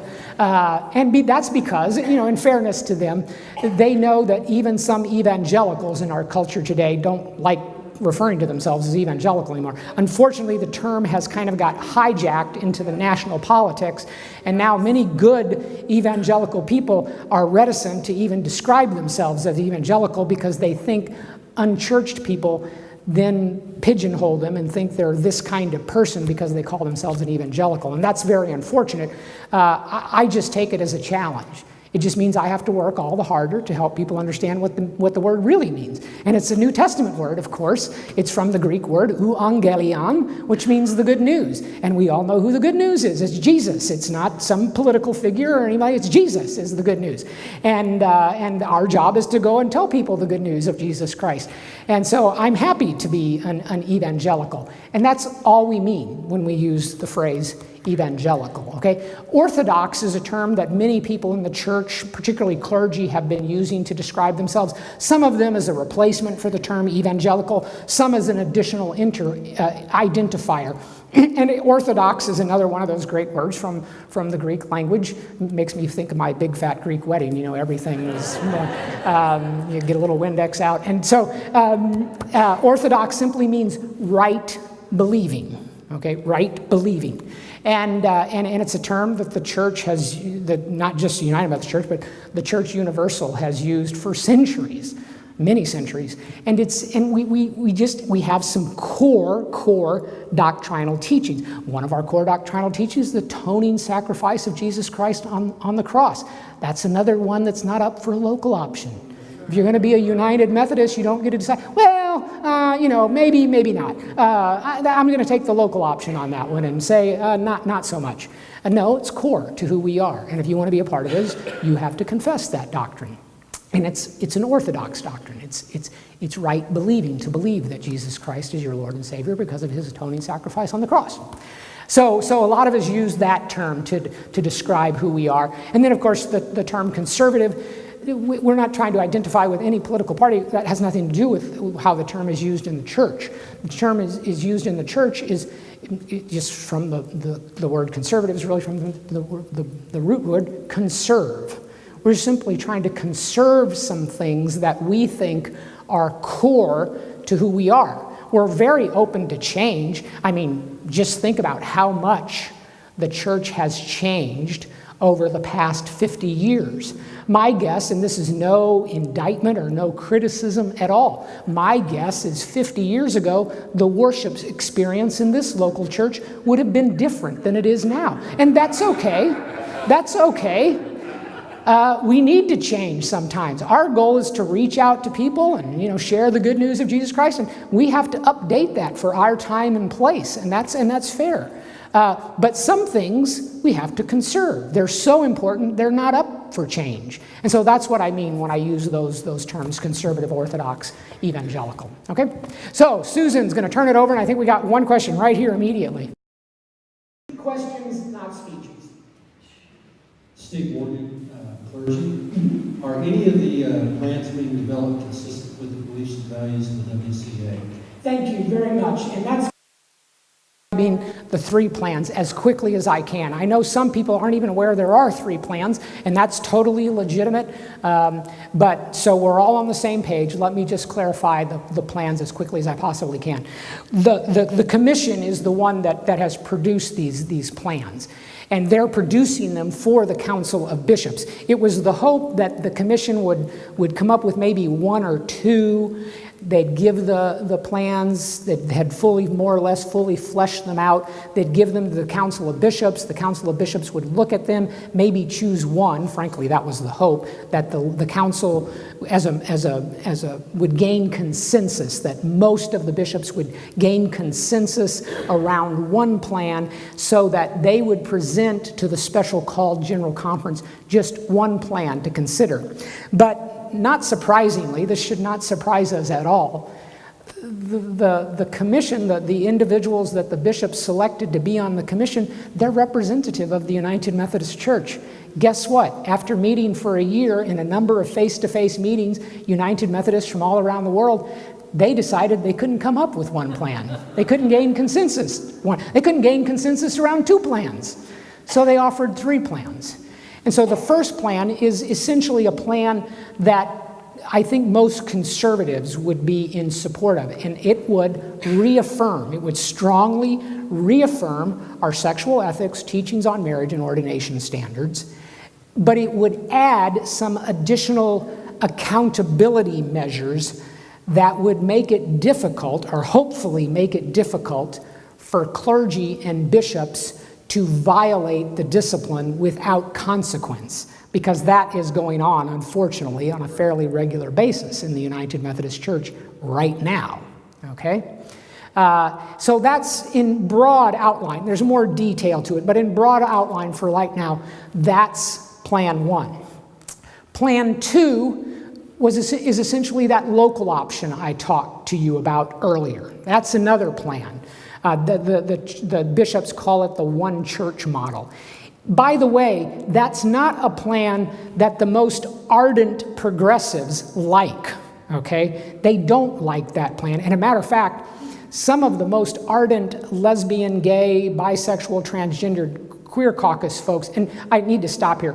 When I grew up, using the term queer was a mean-spirited word to use, and I have, for many, many years, that's a word I didn't use, okay? I just didn't use that. But the folks in that community now, they're actually adopting that word. It's kind of like a badge. If that's what people call us, we're going to be that. And so now you have new groups forming in the church. There's a number of clergy, United Methodist clergy in the church, who've created a new group, and they just simply call themselves the Queer Clergy Caucus. So I'm not using that term pejoratively. That's a term that they have adopted, okay? And so they really don't like that second option. They don't call the plan the local option. They call it the Jim Crow option. Because for them, and you have to see it, they're social justice warriors. They want to convert the likes of me to see what is really truly justice for LGBTQ people. And so they have no intention of leaving, by the way, the United Methodist Church. Their goal is to change us. And you have to at least tip your hat to them for their perseverance, their dedication to their cause. Okay? So they look at this plan, and some of the centrists who proposed the plan are kind of shocked at how harshly the plan gets critiqued by these progressives. I've heard they have some great rhetoricians, and I mean that in a good way. They are just really good speechifiers. And I heard one member of that caucus say, it would be that plan is akin to like President Johnson back in the 1970s calling Martin Luther King to the White House and saying, "Hey, Martin, man, I'm really with you. I think your battle for civil rights for African Americans is right on. But some people in some states aren't so big on it. Why don't we work out a fair plan? Wouldn't it be fair if we allowed people in some states to go ahead and discriminate? They've been doing it a long time, and let's let them discriminate against African Americans in some states, but in some states we'll say we're not going to do that any longer. And so those states that are willing to say we're not going to discriminate anymore, that's fine for them. But those that want to, well, they can continue discriminating. That's a fair local option, isn't it? Well, the folks on the left in the United Methodist Church say that's a Jim Crow plan. Nobody would have ever in their right mind proposed that to Dr. Martin Luther King, and of course he would have got up and walked right out of the room. And so these folks really do not like that second option. And then finally there's a third option, and it's called the multi-branch option.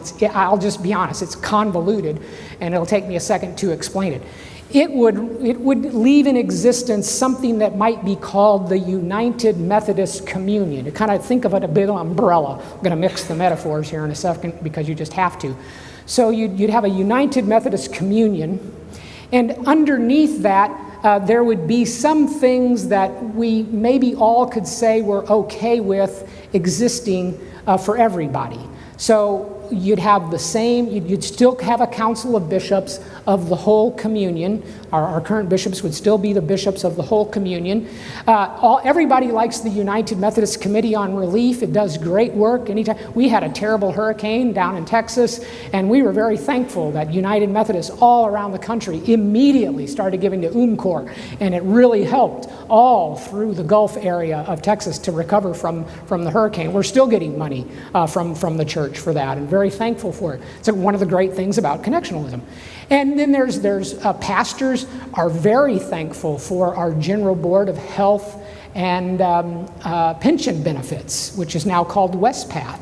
And we all appreciate that there's some group, General Church, where all the funds are going, they're investing it so that we can have pensions when we retire. So we'd leave that in existence too, maybe, and maybe a couple other things. But then below that, there would be, and here I'm going to mix the metaphors, you'd have silos underneath the big umbrella. One silo would be for people like me who describe themselves as conservative Orthodox evangelicals, and because of their commitment to certain doctrines, core fundamental doctrines of the church, believe a certain way about our sexual ethics and teachings on marriage and ordination standards. And we could all be over there in that silo. In the middle could be those people who are like, well, we're going to leave it up to whoever, do what's best in your own eyes, and you can be a part of our church silo in the middle. And over here could be those folks who are ardently for full inclusive rights of all LGBTQ people, and they could live in a silo. So we'd all fall under the umbrella, but we'd all be separated in a way too. And we wouldn't have to commingle our funds and support things that we couldn't in good conscience support. Again, a plan on paper that sounds, I'm going to stop there, I'm not going to critique the plan. You ask, is there a conservative plan? So there are all three of the plans. The plan one is the conservative one. Okay? Anybody else with a question? I think you probably partially answered this, but I don't understand why the progressive group in this church doesn't back off and form their own denomination. I think this is a power grab, and they're trying to hijack the basic beliefs of the fundamental Methodist Church. Your question is one that has been asked for, I would say, at least going 1990s. Why don't progressives, if they don't like the church's teachings, and after time and time again of trying to get the church to change its teachings, why don't they just go off and form their own denomination?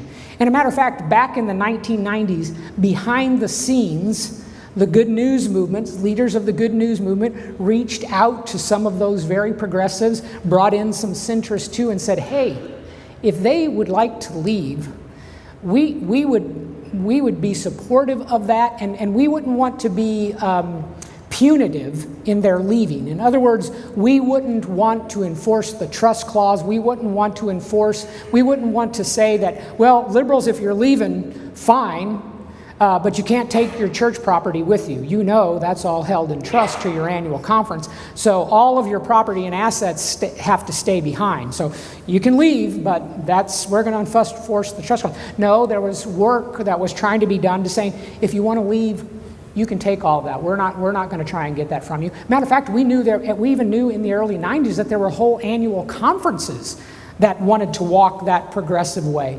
And it was made very clear that the conservatives would work hard to say, if the whole annual conference wants to go, we would want them to take all of their property and assets. We don't want to get in a civil court battle with brothers and sisters, even though we have a fundamental disagreement. But see, you have to understand that, that these folks, in fairness to them, I get why sometimes we interpret it as a power grab, okay?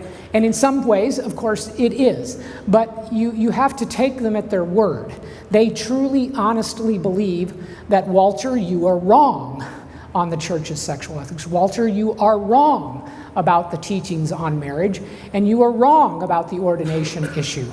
And Walter, we want two things to happen for you. Either for you to see the light and change your mind, or go elsewhere and find another church, okay? And I don't say that in a mean-spirited way, and some of them, by the way, don't say it in a mean-spirited way to me either. But that's their goal. Their goal isn't to create a new church. Their goal is to reform and change the United Methodist Church. So it would be antithetical to their cause to leave the United Methodist Church, okay? Another question?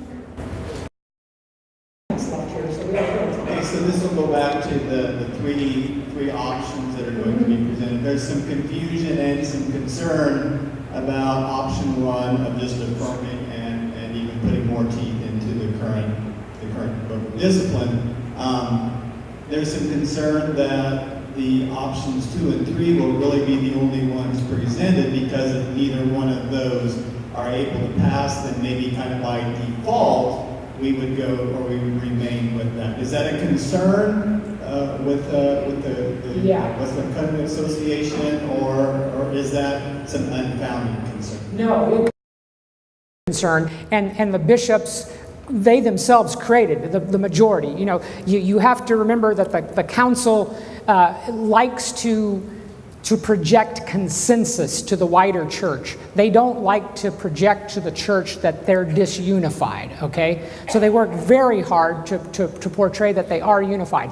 And so kind of, it was an issue of messaging. They had a special meeting in late February, just this past February, and they were looking at all three of the plans, and it actually leaked out. A retired liberal bishop kind of spilled the beans and said, you know, we're actually kind of voting on the plans, which frankly, I was relieved that they were. I mean, it's getting late in the game. They have to, by the disciplinary standards, they have to let delegates like Dixie know sometime in the summer what's going to be on the table. They can't surprise Dixie at General Conference and the rest of the delegates and say, hey, we're going to let you know what the plan is now. And, you know, they only got 3.5 days in St. Louis. So the whole church needs to know what the plan is they're proposing months ahead of time.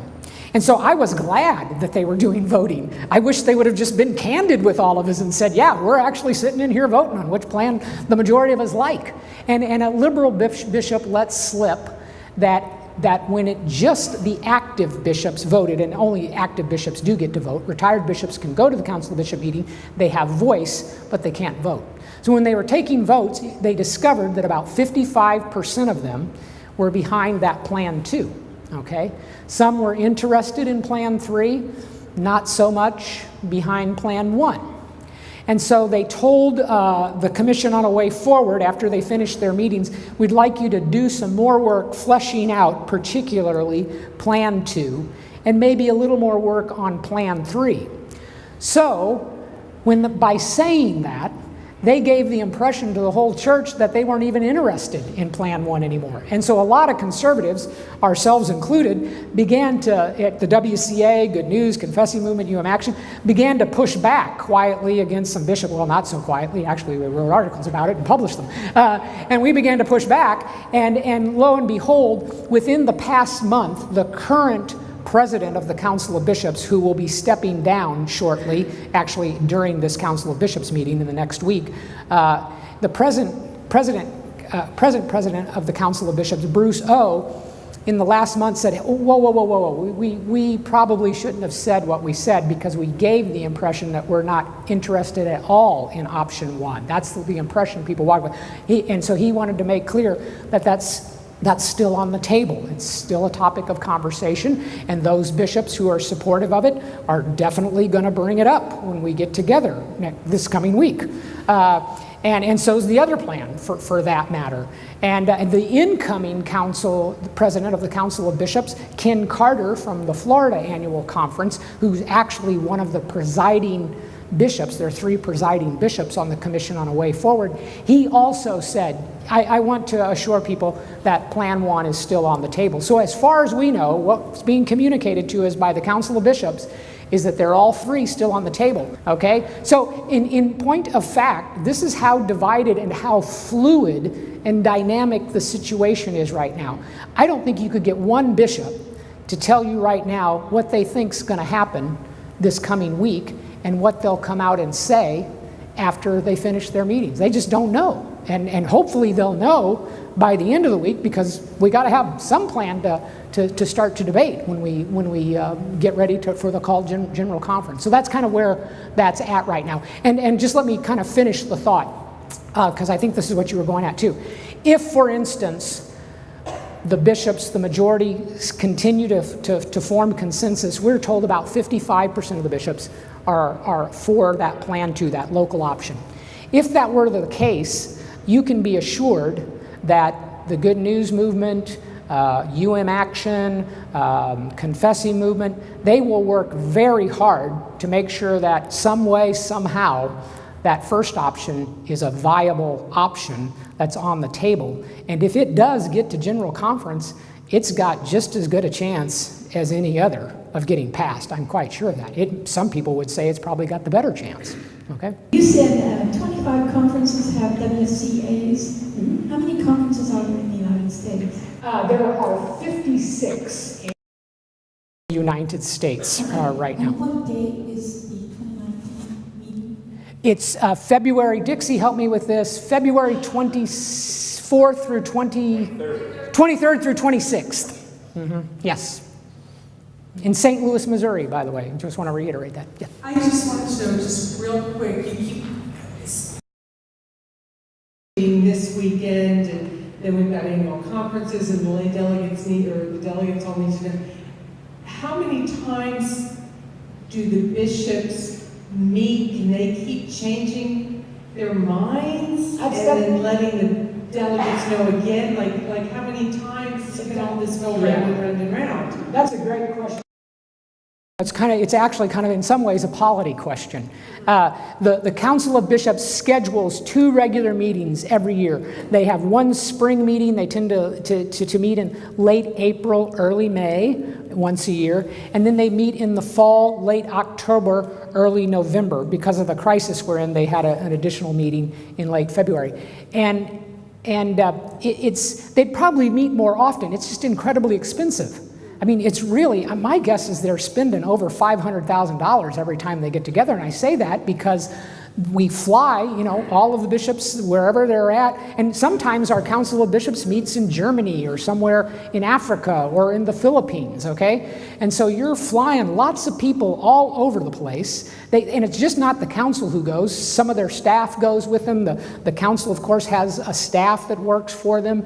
And then they've got, hotel rooms that they got to book. They've got meeting rooms, all kinds of resources that go into having a meeting. You just can imagine if you're a bishop in the Congo, in North Katanga, and the bishops, they're meeting in, I think, is it Chicago? I'm pretty sure, yeah, they're meeting in Chicago starting tomorrow. Well, it might take you 3 flights to get to Chicago from the Congo. So these are very, very expensive endeavors, so they just typically meet twice.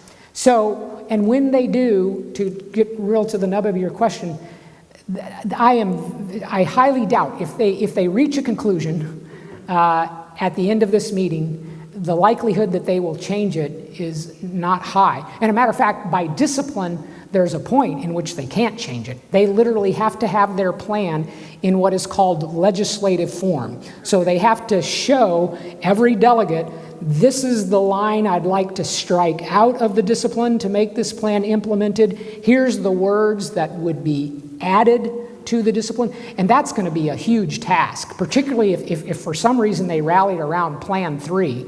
Plan 3 would require a number of constitutional amendments, and that really lengthened the process. So they've got to have all of that ready, and they've got to have it translated into about 7 to 10 different languages, because some of our global delegates, they don't speak English. And so they've got to have that out to they've got to have it to the Commission on General Conference no later than July 8th. So the plan has to be in legislative form no later than July 8th. Then the Commission on General Conference will get it translated and send it out to all of the delegates. And by that point, it is also public knowledge to every member of the United Methodist Church.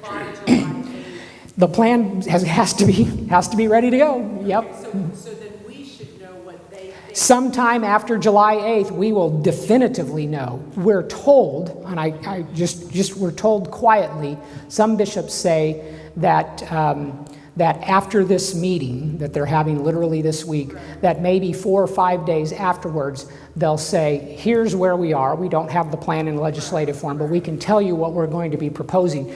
I think that would be really good because many of you know we're coming up on what's called annual conference season in the United Methodist Church. All of our annual conferences, all 56 of them, will have an annual conference sometime in May or June. And I think it'd be healthy for the church to begin to talk about these issues at a more grassroots level. So hopefully they'll do that, but there's no assurance. They don't have to. Let's put it that way.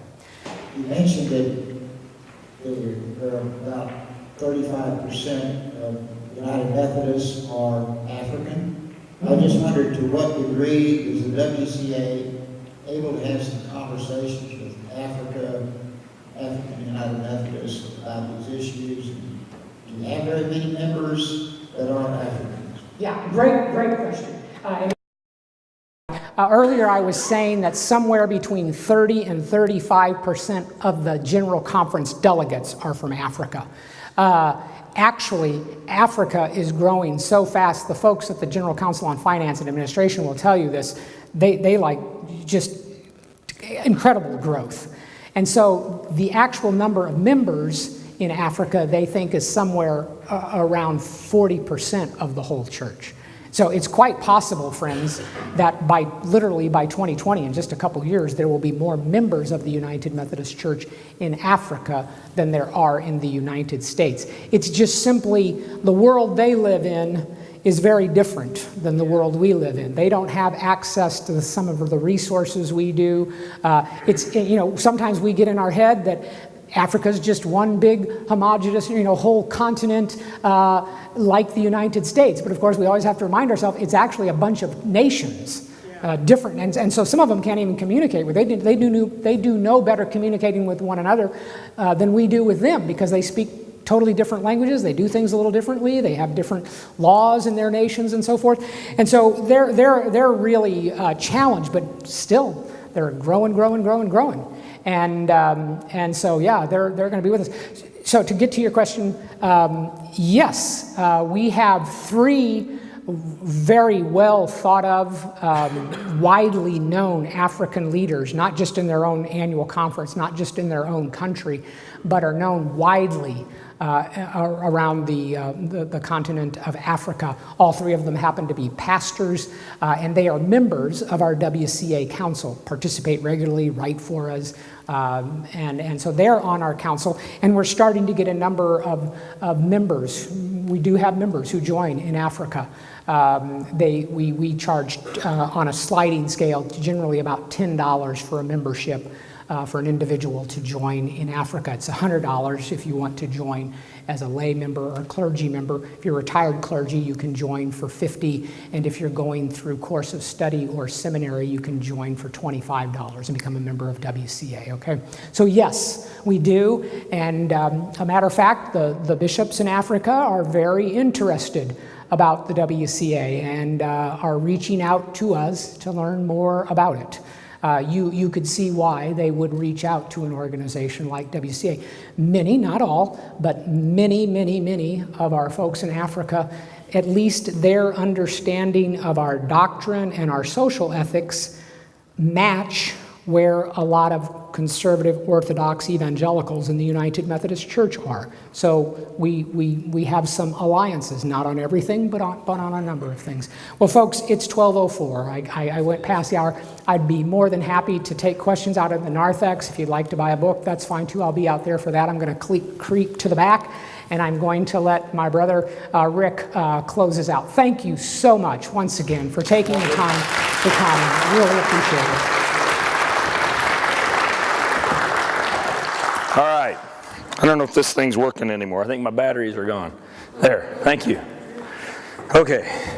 Friends, we have honestly just scratched the surface. There is a lot more. But here's something. Here's the deal. And I've said this everywhere, is Jesus is still on the throne. All right? And we're called to be faithful. Just as faithful as we can be, without being in a person's face necessarily or that type of thing, but also that we stand on the solid rock, who is Jesus. And we stand and uphold the authority of Scripture. We believe in the Lordship of Jesus Christ. And there are some things that are ultimately, in essence, not up for debate, where we can debate them, but they're not to be compromised. And so that's why we hold to some of these things. And we try not to do that mean-spirited in any way, and we're accused of that. I get that all the time. And yet, at some point you got to stand for something. And so we seek to do that. Just so you know, we're seeking to form a WCA chapter in this area.